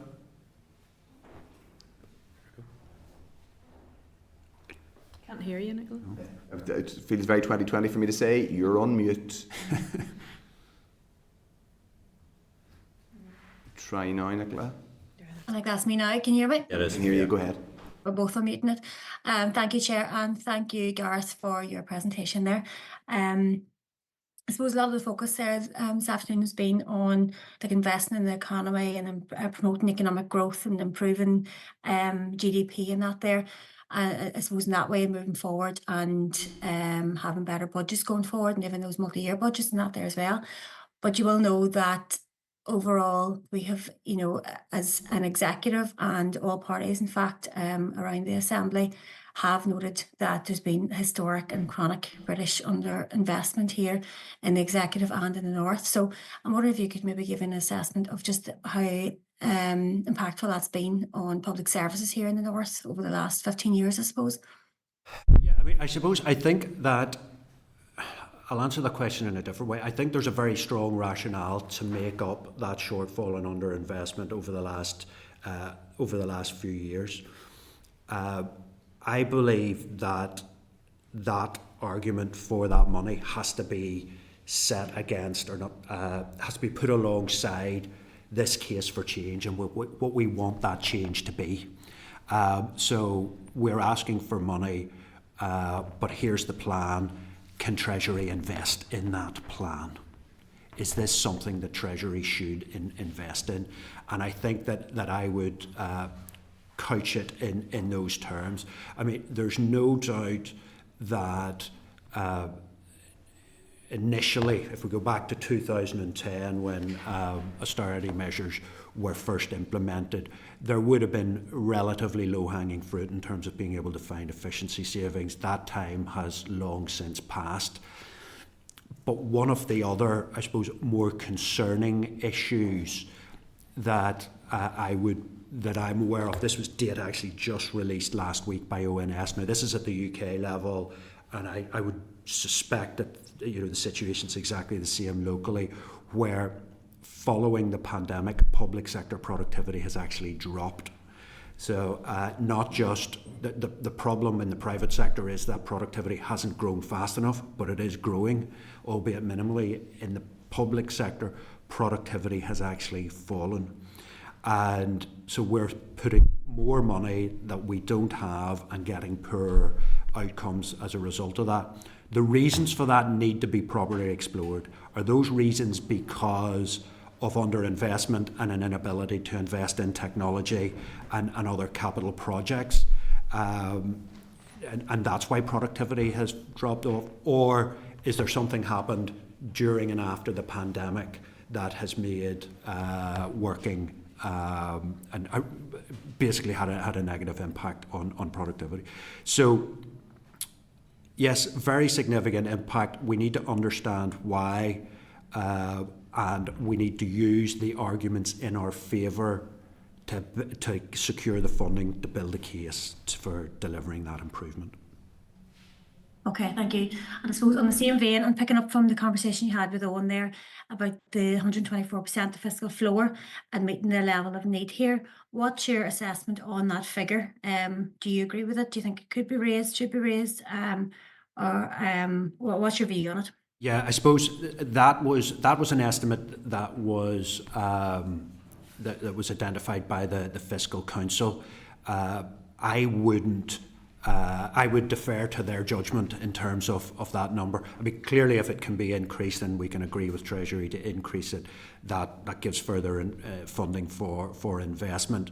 But I would defer to their judgment on the precise number. I do think the approach they used in terms of that the Hotham Commission used back in 2010 for Wales, that is absolutely the right approach to use. So I agree with the approach. It is very sensitive.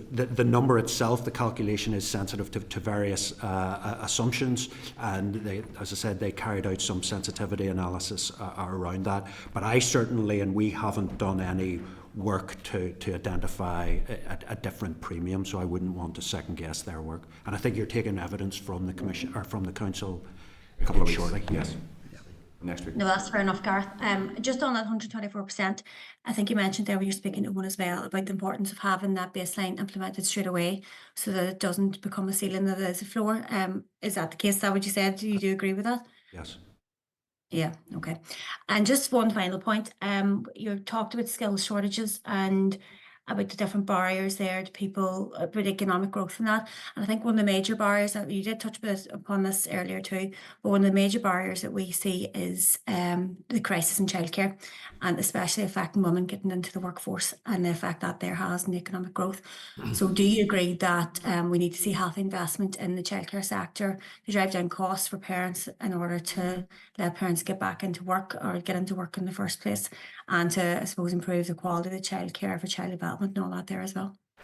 So yes, we're very supportive of additional funding for childcare on economic grounds as well as other social grounds. What I would say as well is that whenever we look at that economically inactive group, so people who are economically inactive with caring responsibilities, in addition to childcare barriers, there are also quite often skills barriers. They tend to have lower levels of skills and qualifications. Typically, higher qualified mothers who have taken time off due to childcare responsibilities. Higher qualified mothers have as high an employment rate as men who are of similar levels of qualifications. So you are trying to target with this policy people with lower level qualifications. So what I would be calling for, in addition to childcare support, I would also there needs to be skills packages and support wrapped around childcare policies to help support get those people back. One measure that I had suggested was free creches in all FE college campuses and HE campuses across Northern Ireland to support students and people who have young children to access education and to raise their skills needs. Thanks, Gareth. I would say, you know, things seem to have changed in the last number of years. Actually, there's many women and men who are highly qualified and in different professions that are really struggling with the cost of childcare and are actually giving up work for that reason. So I think trends are actually changing there. So it's just one part of the reason why we do need to see investment into the childcare sector. But thank you for that conversation, and thank you, Chair. Thank you. Okay. Just on the childcare, so additional funding has been made available in GB, or certainly in England, and that's not without its problems either in terms of delivery. So just making funding available to fund childcare doesn't necessarily grow capacity in the sector. Yeah, so that's another on the supply side that would need to be addressed. So just to add that point. Absolutely, there's been massive issues with the rollout of the model in England. I do know that, but it's still important to have the proper investment there, I think, for the people here. Absolutely, yeah. Thanks, Nicola. Finally, Paul Frew. Thank you, Chair. Just on that argument around the childcare cost burden or barrier to economic activity, there have been, it is true to say that there have been tweaks made here of late that has actually created a bigger burden. One of them springs to mind is the issue around allocation of nursery places and primary school places, whereby the economically inactive gets a place in a school in their area. And I know for sure that there are some constituents I know that have remained outside of work whilst their children become of age. Okay. To me, so it's not just trying to create incentives to get people into work, it's also trying to make sure that what we do here doesn't actually create further burden or incentives to stay at home. Unintended consequences. Which is a big issue for me. I was very interested, Garth, in your issue. I think it was Denmark you cited with regards to the premium top-up as an incentive to get into training. Have you any sort of costings as to how that would affect our block grant and the differential with here and GB? Right, so no is the short answer to that. Now, it was, just to be clear, in Denmark it was 80% for most training, but the top up if it was a skill shortage area. I am conscious that if we do start to try to retain welfare benefits, that there's the potential for a welfare mitigation against the block grant. I think that has to be part of a broader conversation with Treasury. So I understand why, but whenever there are agreements reached with Treasury, there's always a big number and there's money comes to Northern Ireland. I think sometimes it could be in case of, well, Northern Ireland won't have to pay these welfare mitigations or some other economic measure. So I think that this has to be put in a broader plan in terms of the negotiations with Treasury, so that, you know, it's not right, this, what's the ask this 6 months or what's the ask this quarter. It's, here's our plan, this is how we want to take things forward in the medium to long term, and here are the policies associated with that. Talk about the plan. So, but I don't have a number for you. Sorry. Yeah, I'll talk about plan in a minute, but it strikes me as something like that could have a far greater impact than a child cost mitigation, childcare cost mitigation, in the fact that we have seen when you create an intervention that costs go up, but this way it seems to be a more sharper tool, because you're basically incentivizing people to go back into work in a more direct way. Yes. And so there'd be less issues to go wrong and create a reverse on your policy direction. So I really like you've triggered something in me with regards to that. Now again, it all comes down to cost. What's that? A good sign. No, never a good sign. So you've intrigued me here, and I think maybe something that this committee could look at research on. I don't know. Let's talk about the plan. The plan sounds really like a programme for government, which we don't have, and yet we're talking about a budget. It just seems to be that we're doing this back to front.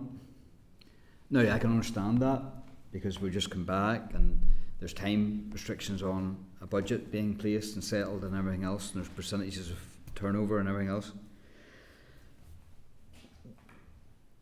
It seems to be the last draft programme for government we had was very high level, with a series of outcomes and outputs, but at a very serious level. And I think it was a serious attempt to try and weld departments together. But we should be well beyond that.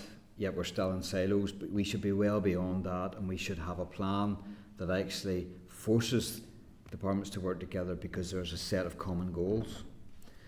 Some of the issues you've talked today sound like common goals that we should be looking at, which then gives you your ask and a presentation to go to Treasury.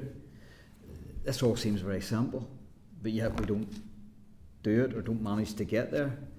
Have you had any input in what a programme for government should look like?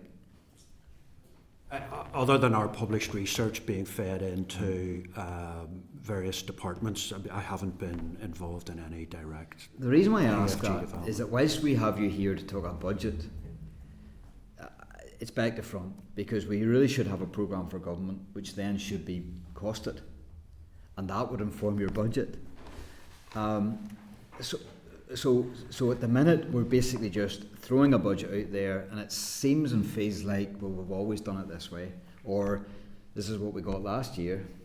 But we really need a targeted budget that will actually fuel the vehicle that is a programme for government. And I just think we're missing a massive trick. Now, given everything what I've said, we have an opportunity to publish a programme for government in the coming months, and I'm sure it'll go out to consultation and everything else that goes with it.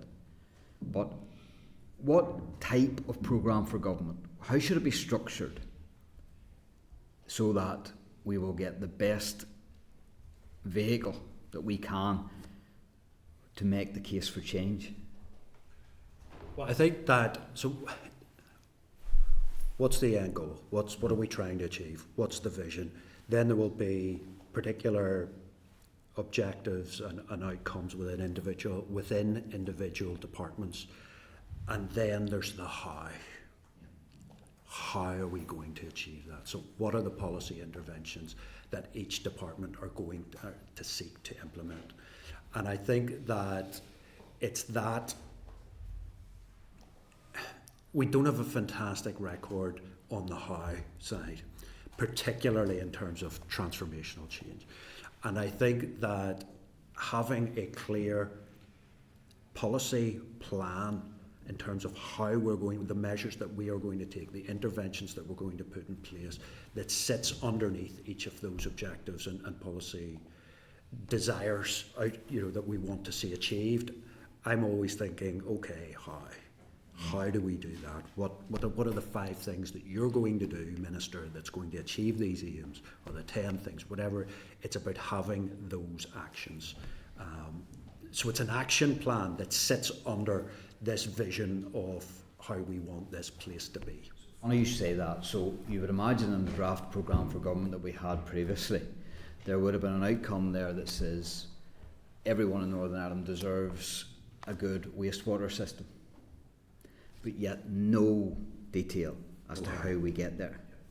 So I take it that's what you're wanting to see in a programme for government. So it's just not the outcome, but it's actually the nuts and bolts of how we actually get there. Correct. And each then department assigned, if you like, a responsibility or a task or an objective in order to meet that.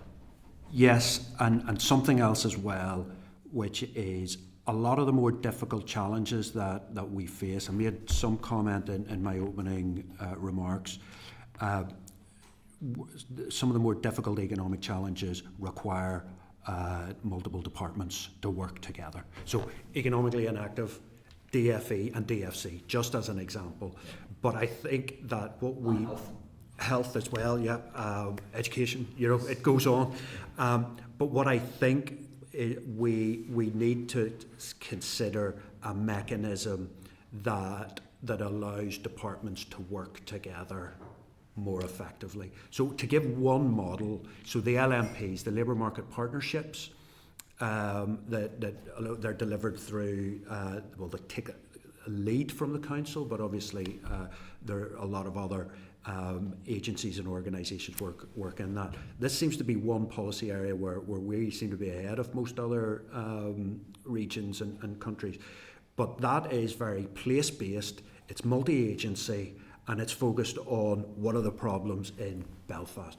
They'll be different from the problems in Omagh and Fermanagh, different from Derry and Strabane, etc., etc. And so I see the LMPs, not that this can be replicated across the piece, but the LMPs, I think, is the first attempt that has a reasonable chance of success in terms of getting different parts of government working together to solve problems that require those departments to work together. So there needs to be something some mechanism that, and I don't have the answer to this unfortunately, so it's easy for me to say, but some mechanism that encourages cross-departmental working, or more cross-departmental working. Okay, thank you very much for your time. Thank you, Chair. Okay, I think that's everyone. One final question from me, Gareth. This is a little habitual question of mine. Are you sort of looking at some of the things where we have devolved tax already? We've obviously devolved one particular tax, which is around long-haul flights, and some frequent flyers will have heard me mention this before. Why haven't you raised this before? I know. It's going to take off eventually. No pun intended. That's an in joke from a long way back. I don't know if you've examined this precedent, and I agree. I want more fiscal devolution, and I want us. Yes, for no more. Do you think the fiscal? That's clearly not a good example. What would you agree that that's a fairly? We are effectively paying £2.5 million a year for the privilege of having non-existent long-haul flights. What happened in that case? Should there have been more work done? Was it just a bad? So I wasn't involved in that specific decision. But I did do some research some time ago around the broader devolution of APD. And the conclusion that I came to in that research was that the fiscal cost in terms of the impact on the block grant and the economic benefits that would be generated would be of similar order of magnitude. So the advice to the Minister was, well, you can do this. It's not going to game change in any shape or form. But it's long haul. This is long haul. No. So this is APD. This is APD. So this would have included short haul APD. Yes. So this would be, and it devolve all of APD, and should we set it at half the rate of the UK level, or so we looked at a number of scenarios. Sorry, you're taking me back here. This was quite some time ago. Without going back and looking at the numbers again, if you want to devolve APD, I suspect that the benefits and the costs are going to be of a similar magnitude. And well, not for this. I mean, the long haul APD has been like we're paying for something that we don't benefit from. Yeah. That sounds to me like something went wrong in the conversation with Treasury there. Or there were some assumptions made that didn't come to pass. Okay, thank you very much, Gareth. I don't think that should stop us from doing future fiscal evolution, but I do think the lessons learned about policy assumptions. Thank you very much. I'm sure we'll be speaking again in the future. Thank you, members, and thank you, Gareth, for giving us a significant amount of your time and such wide-ranging answers. So, next, members, we now have an update.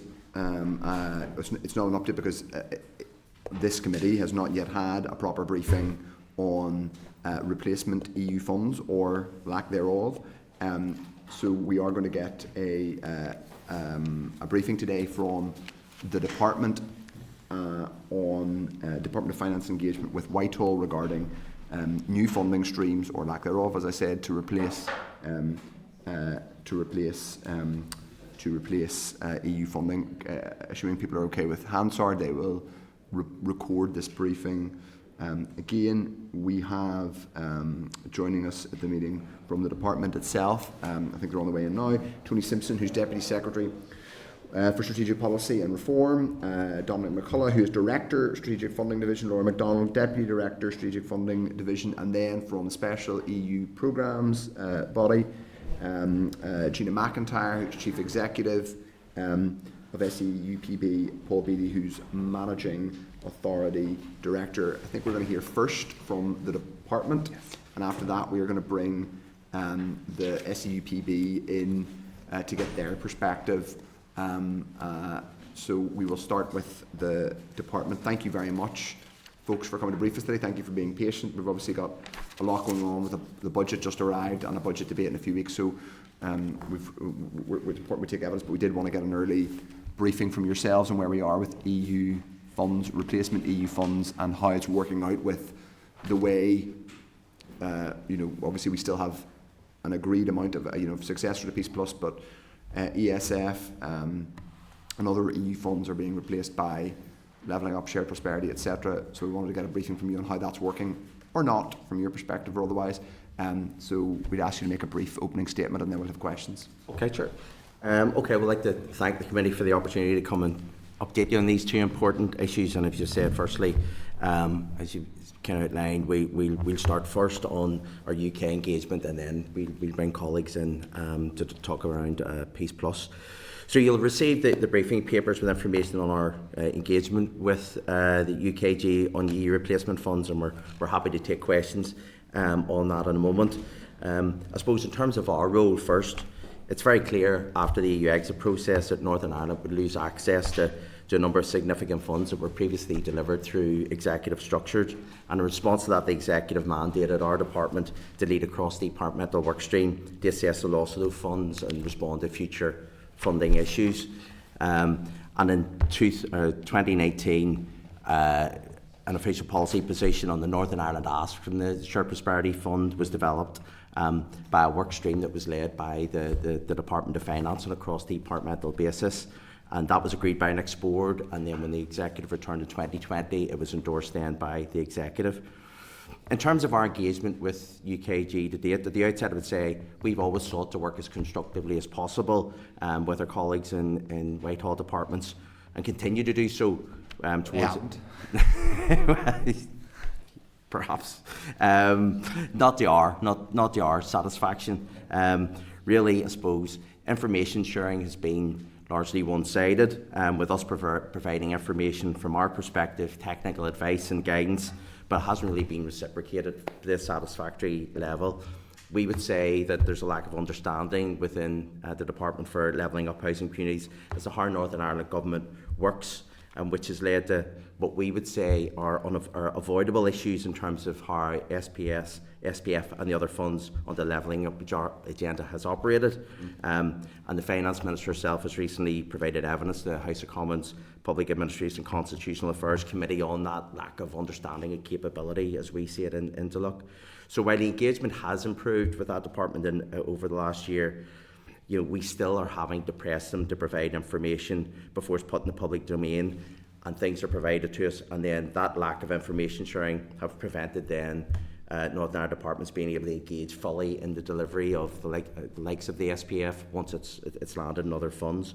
So just kind of finally, as we've indicated in our paper to the committee, I suppose the most pressing issue for me is to get clarity of what happens when the Shared Prosperity Funds ends next year. We've been pressing on that for some time. We've been calling for substantive engagements on any successor funds to ensure that, one, they're of the correct magnitude and size to replace the funding that's been lost, and the two, that they're set up in a way that the delivery of them is appropriate for Northern Ireland. And where recently the House of Commons Northern Ireland Affairs Committee has recommended that current recipients of SPF funding should have clarity before the end of the first quarter of this year, which is June. We stand ready to work with Duluck on that, but it's for recipients rather than people who are bidding, simply. Well, I suppose anyone that may have an interest in that fund, but certainly recipients now who will face a cliff edge as we faced before on that funding.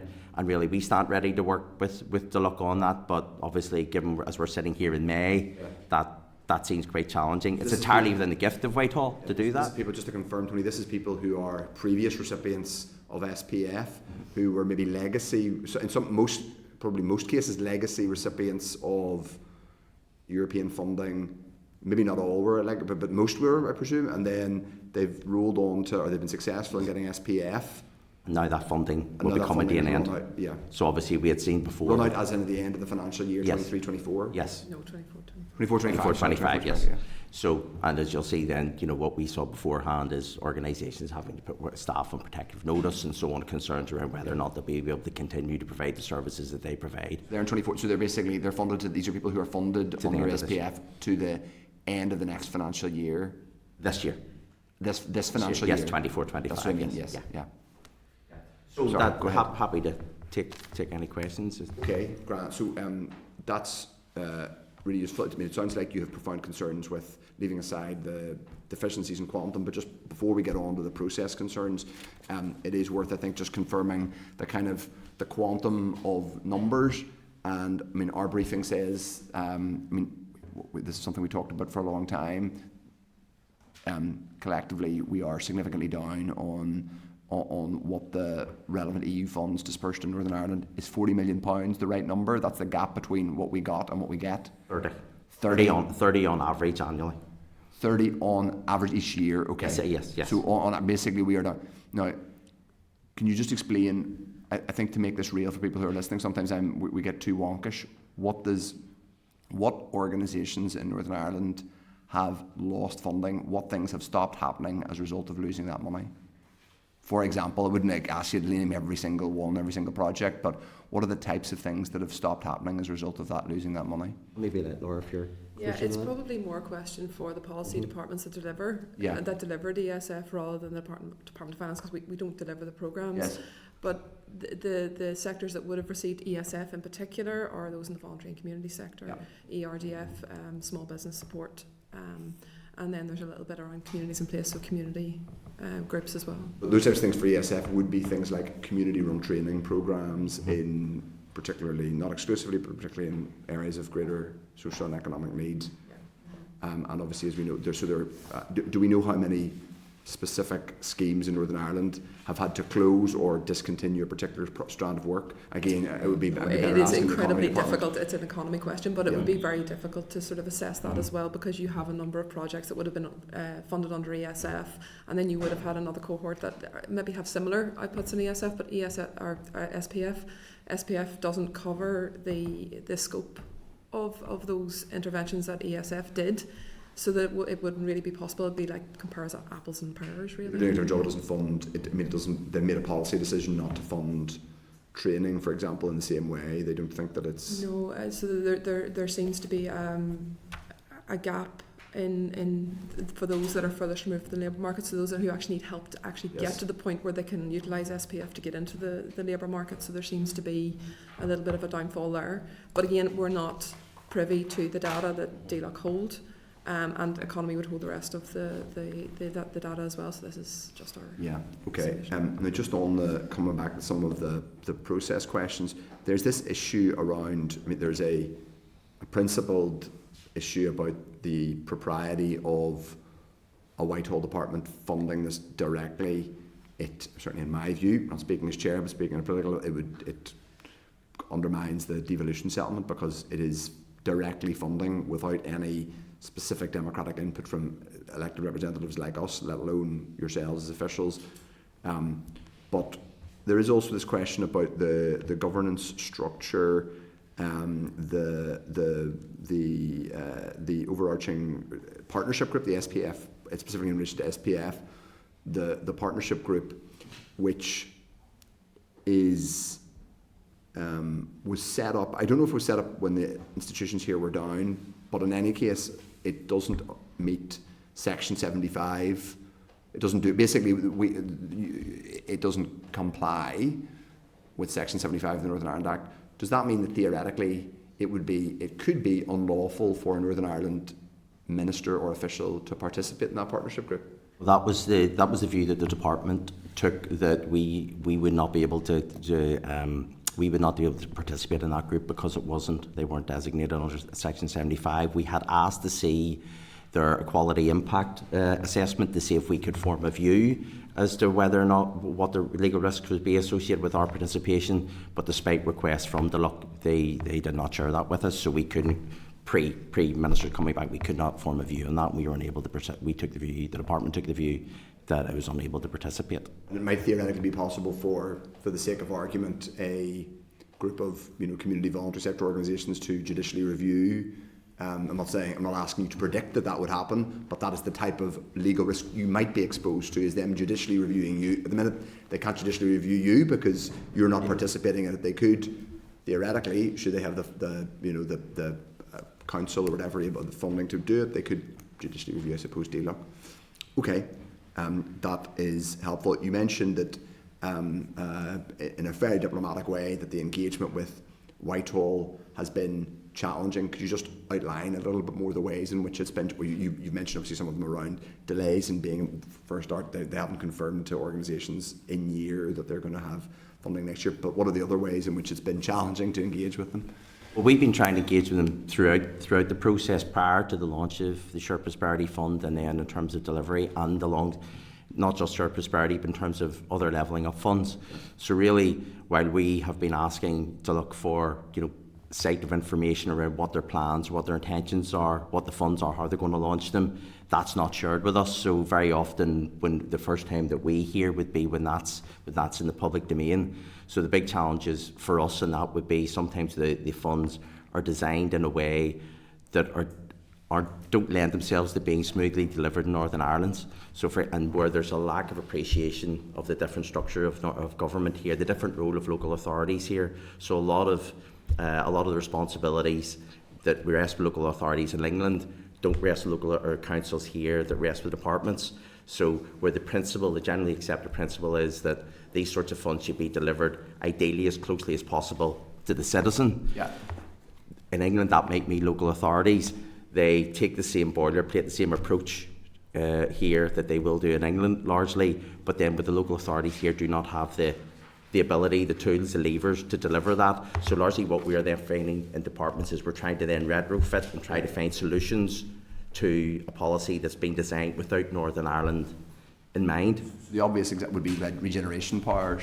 A council doesn't, so it's the kind of thing where if SPF money is being might theoretically be used to acquire a disused premises or disused piece of real estate in a town or city for regeneration purposes, it's legally difficult for a local authority to do that because they don't have the VIRES to do the regeneration stuff. That's the kind of thing you're talking about? Yeah, potentially. So it likes of interrupt that. Sorry, Chair. very apologies, Chair. I have to head off with the rest of it, but apologies, ladies and gentlemen.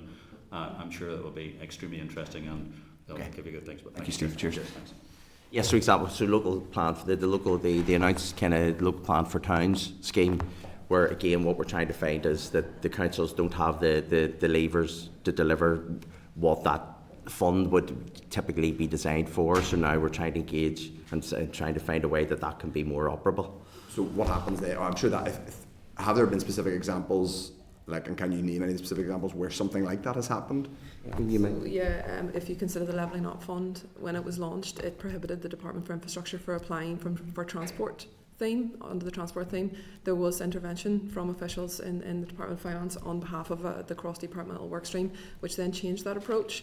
So the Department of Infrastructure could then apply under the transport theme, but it didn't extend to the Department for Communities to apply for historical monuments or libraries or things like that. Right. So there were actual barriers to the departments actually applying for things that they have the VIRES to deliver. Is it possible that those departments could be subject to theoretical judicial review under Section 75 should they participate in those, if and when they do participate? Is that a risk? Given the partnership board doesn't comply with... I think it would always be a risk. Yeah, But it would be for each department to decide would they be willing to take that risk. If they're acting against compliance with Section 75, they obviously don't want to be in that position. But I think it's also worth pointing out that the infrastructure did apply and their application wasn't successful, so they didn't have that decision to take as such. Yeah. The department can satisfy themselves that the project that they're going to deliver for that very distinct area within an overarching programme that does comply with their Section 75 liabilities. Yeah. It's the overarching programme. Okay, so they can assure themselves that they have they have dispensed with their duties in a compliant way. The community ownership fund is a bit newer than SPF and Levelling Up. Have you seen any improvement in governance or Whitehall engagement with that versus the other ones? Our fund is a little bit different than all of the rest of them. Again, It doesn't come through the departments. Yeah. It has no interaction from our departments.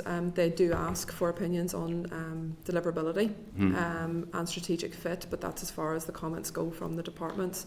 But with it, they use a local agent here in Northern Ireland, the Development Trust Northern Ireland, to help to help applications progress through the system to the point where they're ready to be submitted.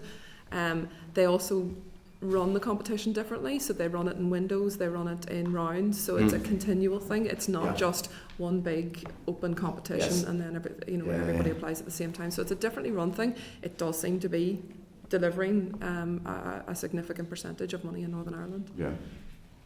Okay. But it doesn't fall under the varies of a department to deliver. Just given that it's running on a kind of continual basis, this is my final question before bringing those. Does that mean that when you said they do ask for input, but when they ask for input, they're asking for, are they saying we've had, and obviously don't want you to name particular schemes, we have had this bid in from X sporting group, they will close a window. Group. So they will close a window of applications. And then, but will they come to you with applications and say ask for your opinion, or will they ask for your opinion up front? No, they'll come to us with the applications that they have shortlisted, okay, and they will ask for commentary on those. Okay, which presumably puts you in a relatively invidious position because you are then. This is a scheme that, again, we'll go back to nothing about the 675 thing. You are being asked to give a kind of view on without. But the view is restricted to only deliverability and strategic fit, not on any other aspect of the application. So you're not okay. So so you're strictly limiting your input, and that's okay. I think I understand what you're saying, but clearly there is intuitive concern there. Diane, for say. Thank you very much, Chair, and thanks for coming today and your briefing answers so far. We talk about the impact on the voluntary community sector. Last year, such was the impact on the cliff edge. A number of groups had come to me, and we've launched a new all-party group up here. We had our first meeting last week, and listening to the stories and the impact upon them all, it is pretty dire, a very, very real situation, and a great group of people to get together to bring it into the room. We had, many different organisations providing significant things in Northern Ireland. We had Stepping Stones giving evidence, and they said there's, I think it was 13 groups like them that are providing direct support to disability related organisations and getting people into the workplace who are all at risk as they don't know what's happening with this funding. And of course it cuts across all sectors, but really significant impacts outlined. And a point that they had brought was that this cliff edge is actually hitting them sooner, because they're going to need to put staff in protective notice from December this year. We're not even talking about next March. So I just wondered, have you got any idea of a timeline as to when we can see any answers coming through to these people? In short, no, we don't have an indication of a timeline. I suppose this is something in terms of post-2025 funding. This is something that we've been raising continuously at working level since early last year. It's been raised by the Minister, the Finance Interministerial Committee. It's a concern not just for us, but for Scottish and Welsh colleagues as well.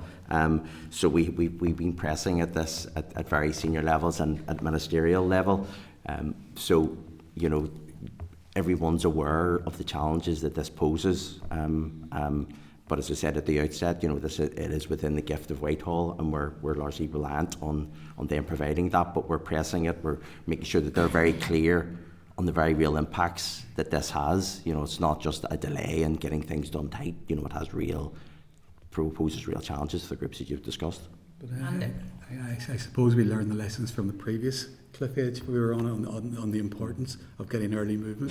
From the Whitehall departments, Laura and her team have met with the senior officials in DLUHC to stress the absolute importance of this, because the last place we want to be in is the same place we were in a year or so ago, where there was a cliff edge, and we were lobbied quite heavily to help out at that point. So I think we take the lessons from that and apply it to the next time round, and try to ensure as much as possible that there's early movement and there's a clear indication about how these funds are going to be delivered, and the scope for delivery and the funding that will be made available for it. So we've commenced that. Yeah, and thanks very much. And we would welcome any engagement with the all-party group if you need specific examples or building out any case on that. We have lots of great examples, great organisations. Just another question. My experience locally is a lot of very negative feedback on the administration of PEACEPLUS and the role of the local councils in this. I was just wondering how you feel that this is running, and are you seeing a big disparity across different council areas? That would be something that Gina and myself will pick up at the next time, but there's certainly there's a lot of work going on with the local council, so we'll be happy to bring you up to date with that at the next part of the session. Yeah.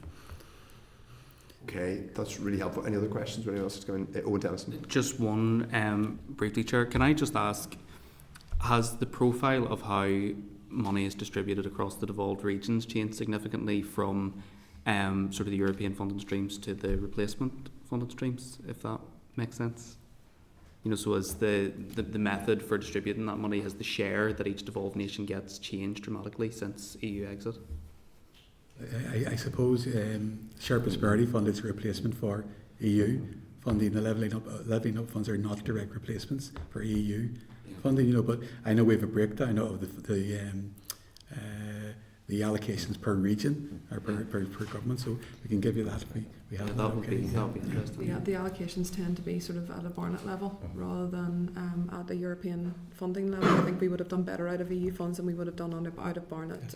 For the Shared Prosperity Fund, I think we receive about 4%, but that 4% is still less than we would have received had we remained in the EU and had access to the ESF and ERDF. And it's the same with other funding streams that shut down under Brexit, so farm funding is one of them as well. No, that's everything, Chair. Thank you. Okay. There aren't any further questions, I think, from members on this part of the evidence session. So thank you very much, Tony, Dominic and Laura. We are, unless there's any other points you wish to raise for us or draw to our attention, I think we've covered some really important points there. We will bring in colleagues from SEUPB to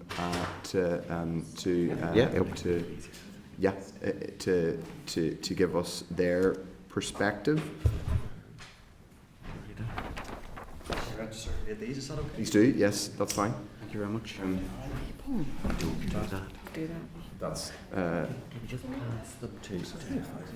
She'll do that. Just. I'm getting in trouble for agreeing to brochures being handed out. I'm far too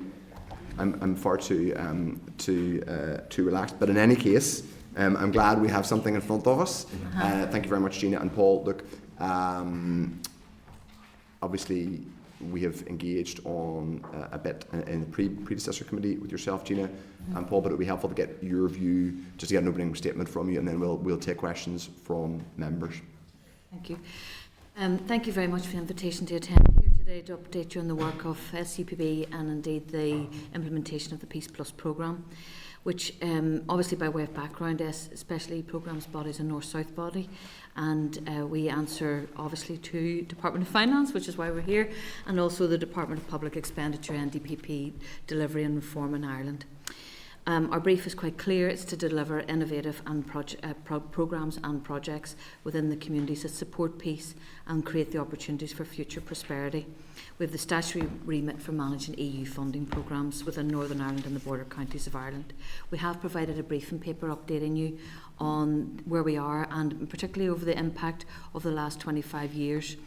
And how we've had some very challenging journeys. Our projects have really dug deep in within communities and looked to how they can provide support at a local level for a more prosperous, thriving and hope-filled place that we live in. And reflecting on that past quarter, we definitely would say we're very proud of the work that they have done. The projects have achieved their track record in delivering all of the programmes, the impact it makes, and we work across many of the departments and in Northern Ireland and Ireland, up to 14 at times, because the partners within this programme are the EU, the Northern Ireland Executive, the Government of Ireland, and indeed now, since Brexit with this new programme, the Government of the United Kingdom of Great Britain and Northern Ireland. So we're very privileged to be able to access the material that's within those departments and the expertise in relation to policy, but we do really rely on our statutory and community partners to help inform our work and what we should fund and the way we should address the challenges that are there. Obviously we've promoted an awful lot of work in relation to reconciliation and supporting victims and survivors, providing opportunities for prosperity and access to essential services in the border area. We focus very much as well on social cohesion, building trust, improved health and well-being, economic growth, regeneration and protection of our natural environment as well, in the previous peace and interreg programmes which we've had for 25 years. So leaving a tangible legacy is important for these programmes, and a visible shared space in relation to capital bills.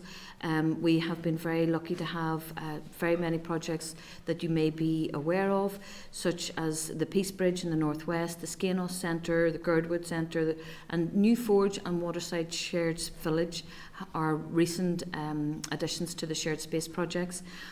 And in the Peace 4 programme we had 95 projects which had a total of about 250 million. And all of those projects were able to change direction during COVID. They were able to complete, and we're just completing on the last 5 shared space projects, the capital elements, who just couldn't get finished by the end of the programme period, which was December 23. So in the next few months we'll see the Shankill Women's Centre open, the Black Mountain Centre, Bush Mills Courthouse, Pomeroy and Monaghan Peace Campus, which actually opens on Friday. The Interreg programme would be probably more at an institutional level, maybe less well known, in that we had a lot of SME support, research and innovation, environmental support, sustainable transport, health and social care, and the likes of Greenways supported in that. And over those 2 programmes in the last 25 years, 3.39 billion has been put into this region with over 23 projects and has touched the lives of over 2 million citizens, which is not insignificant. So we're absolutely honoured and privileged to have the new PEACEPLUS programme. It will deliver to the value of 1.14 billion across 6 thematic areas which are set out in your papers, but I'm of course happy to talk about those. So far we have delivered on just over 250 million of that in funding since we started our awards in December. Particularly we focused on those areas that we thought needed some support first, such as the youth sector, and they were our first awards, and with 45 million going in there. 13 million in shared learning and 13 million in local government community interventions so far, which is the council local action plans. 20 million was just allocated last week to youth mental health projects, and also 20 million for geothermal energy, which will provide a boost for research and innovation as we work towards unlocking the region's significant green energy potential. Social inclusion sits at the heart of all of these programmes and every activity that we undertake. It's all about increasing the citizens' access to quality care in the border regions, particularly.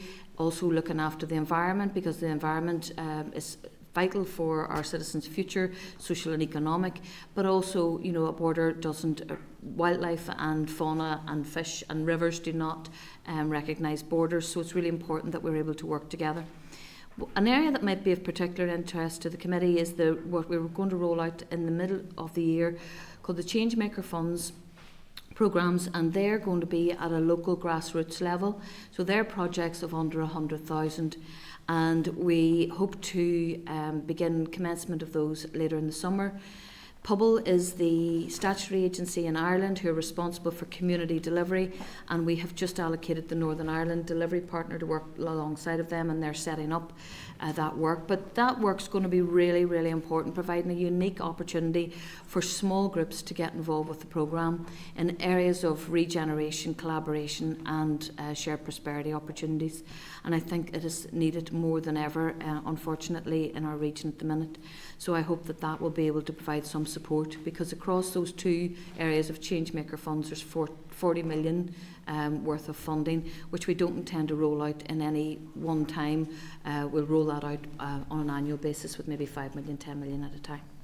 So I look forward to working with the department here and the committee in the future as we are continuing the implementation of PEACEPLUS. Thank you, Chair. Thank you very much.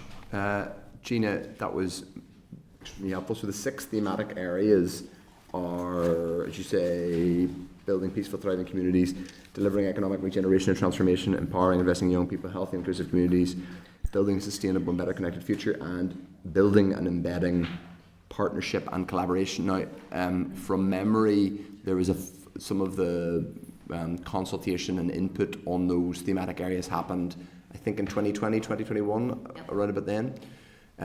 What input will, if any, will a new executive have, or is that now kind of, you've established the ground rules, you've established the priorities, you're going ahead and delivering it and keeping them abreast, or do they have an ongoing input? Obviously they're a stakeholder, but they're not directing you in any sense.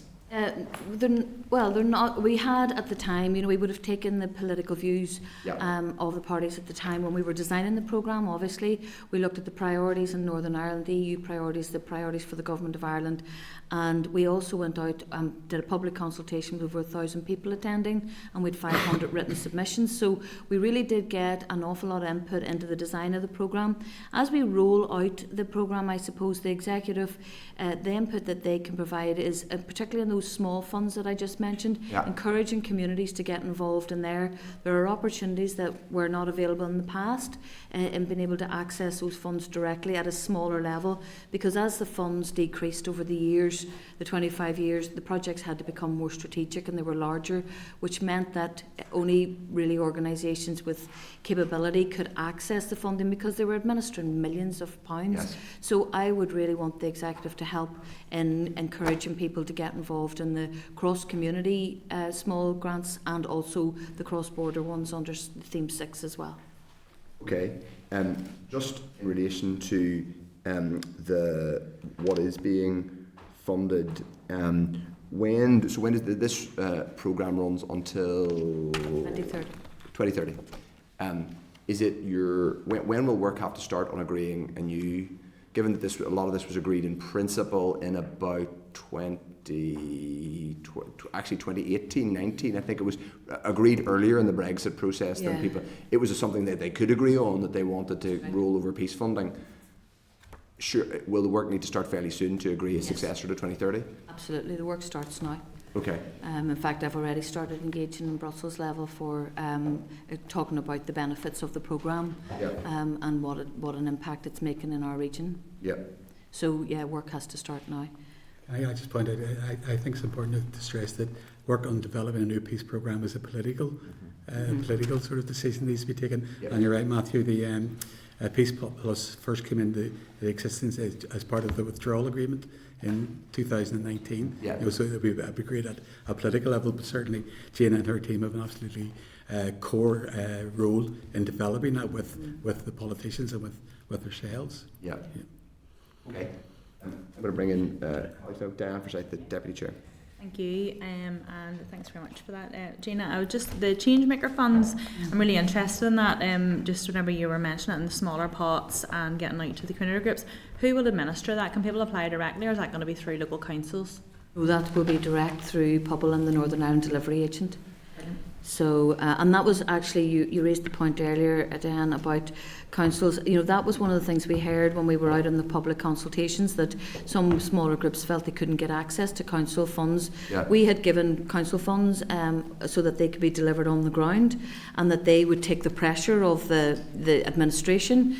But apparently sometimes that didn't happen and groups found it hard to get access to the council funds. So what we did was we set these funds up specifically so people could access them themselves without having to go through council backing.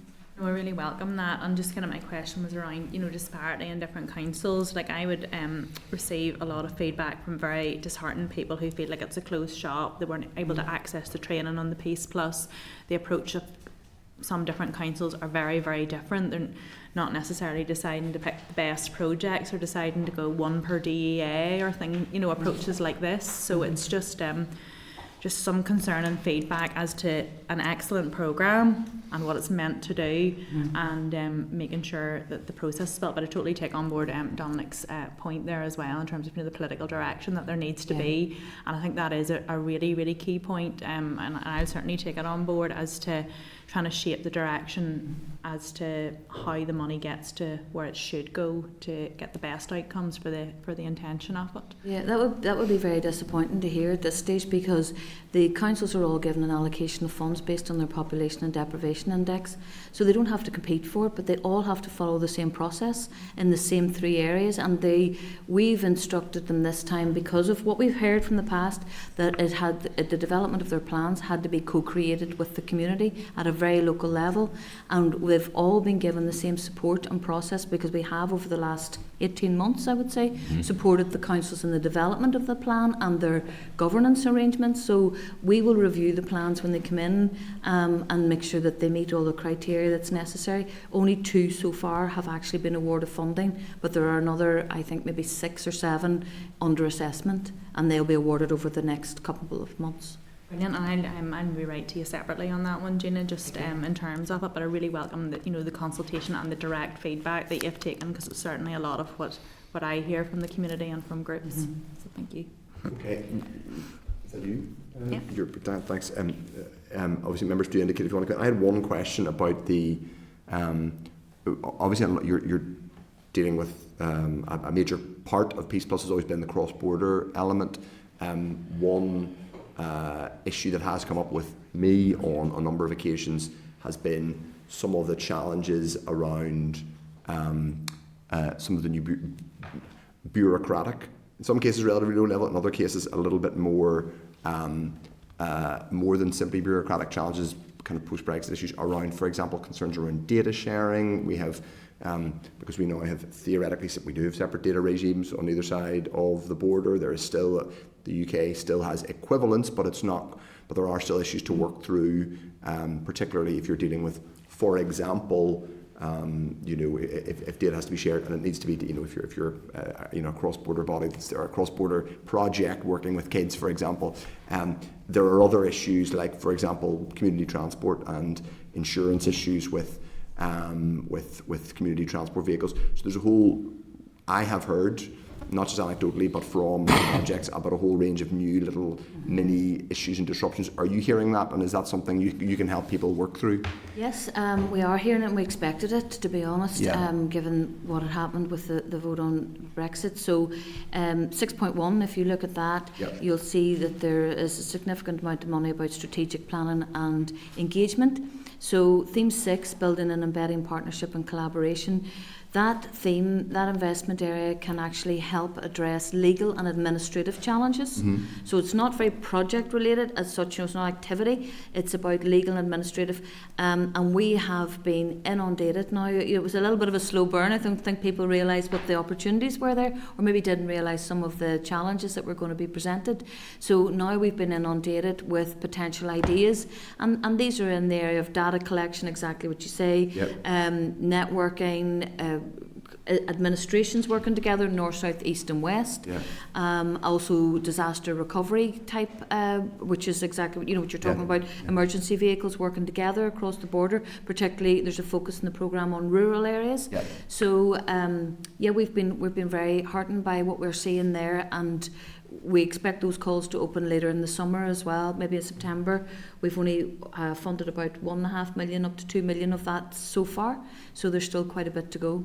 Okay, and you, so obviously you've talked about how you interact with executive departments, NSMC, Irish government, etc., and of course the EU and UK government. But is there would you have a kind of formalised engagement with, for example, like we talk about some of the cross-border activity on tourism, with Tourism Ireland, or indeed Vulture, Tourism NI, and also Intertrade. Do you have formalised sort of MOUs or engagement with them that's not MOUs? We would have funded projects with them in the past.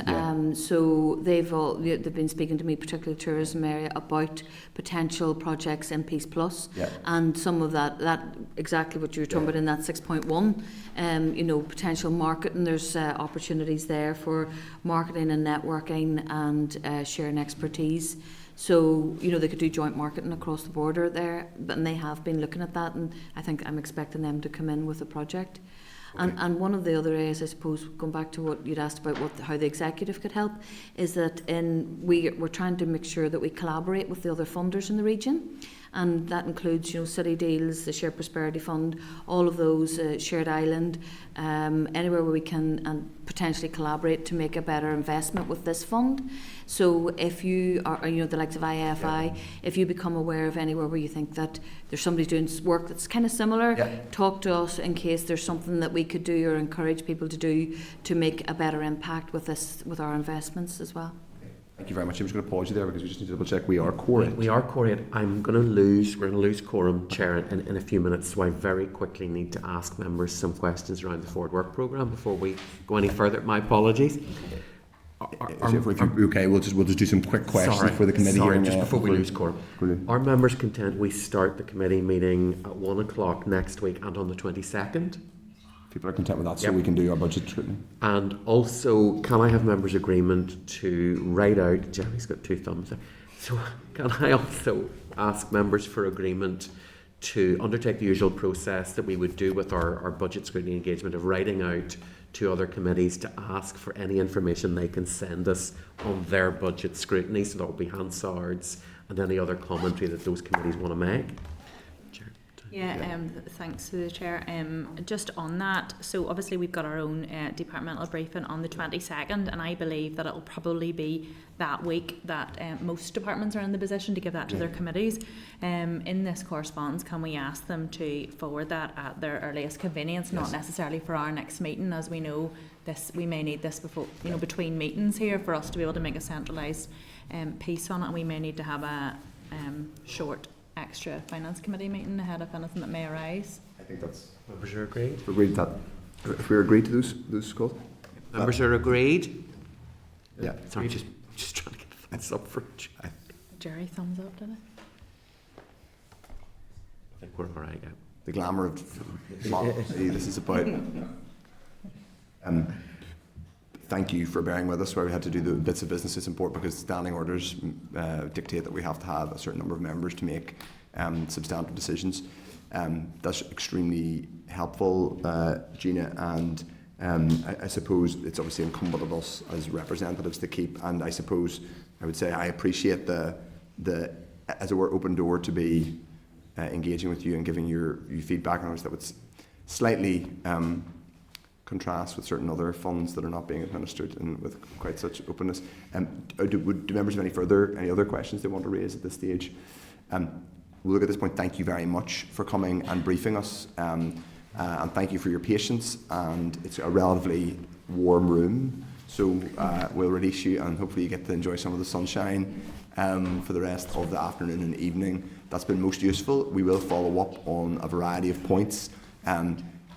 Don't expect that we won't be annoying you or dosing you in the future. I think we may have some, but I think that was a useful introductory steer on both where we are with EU replacement funds or lack thereof, and indeed SEUPB. I would anticipate that we will want to take further evidence at some point in the not too distant future, but I appreciate your time for the time being. So thank you, everybody. Thanks, Gina, Tony, Dominic, Laura, and Paul. Thank you very much. Chair. Cheers. And thank you for the brochures. Chair, we have now lost quorum, so we cannot proceed with any other items because they all require agreement. We've got our agreements around forward work programme, so we are we're no longer quorum. moving to ending the meeting.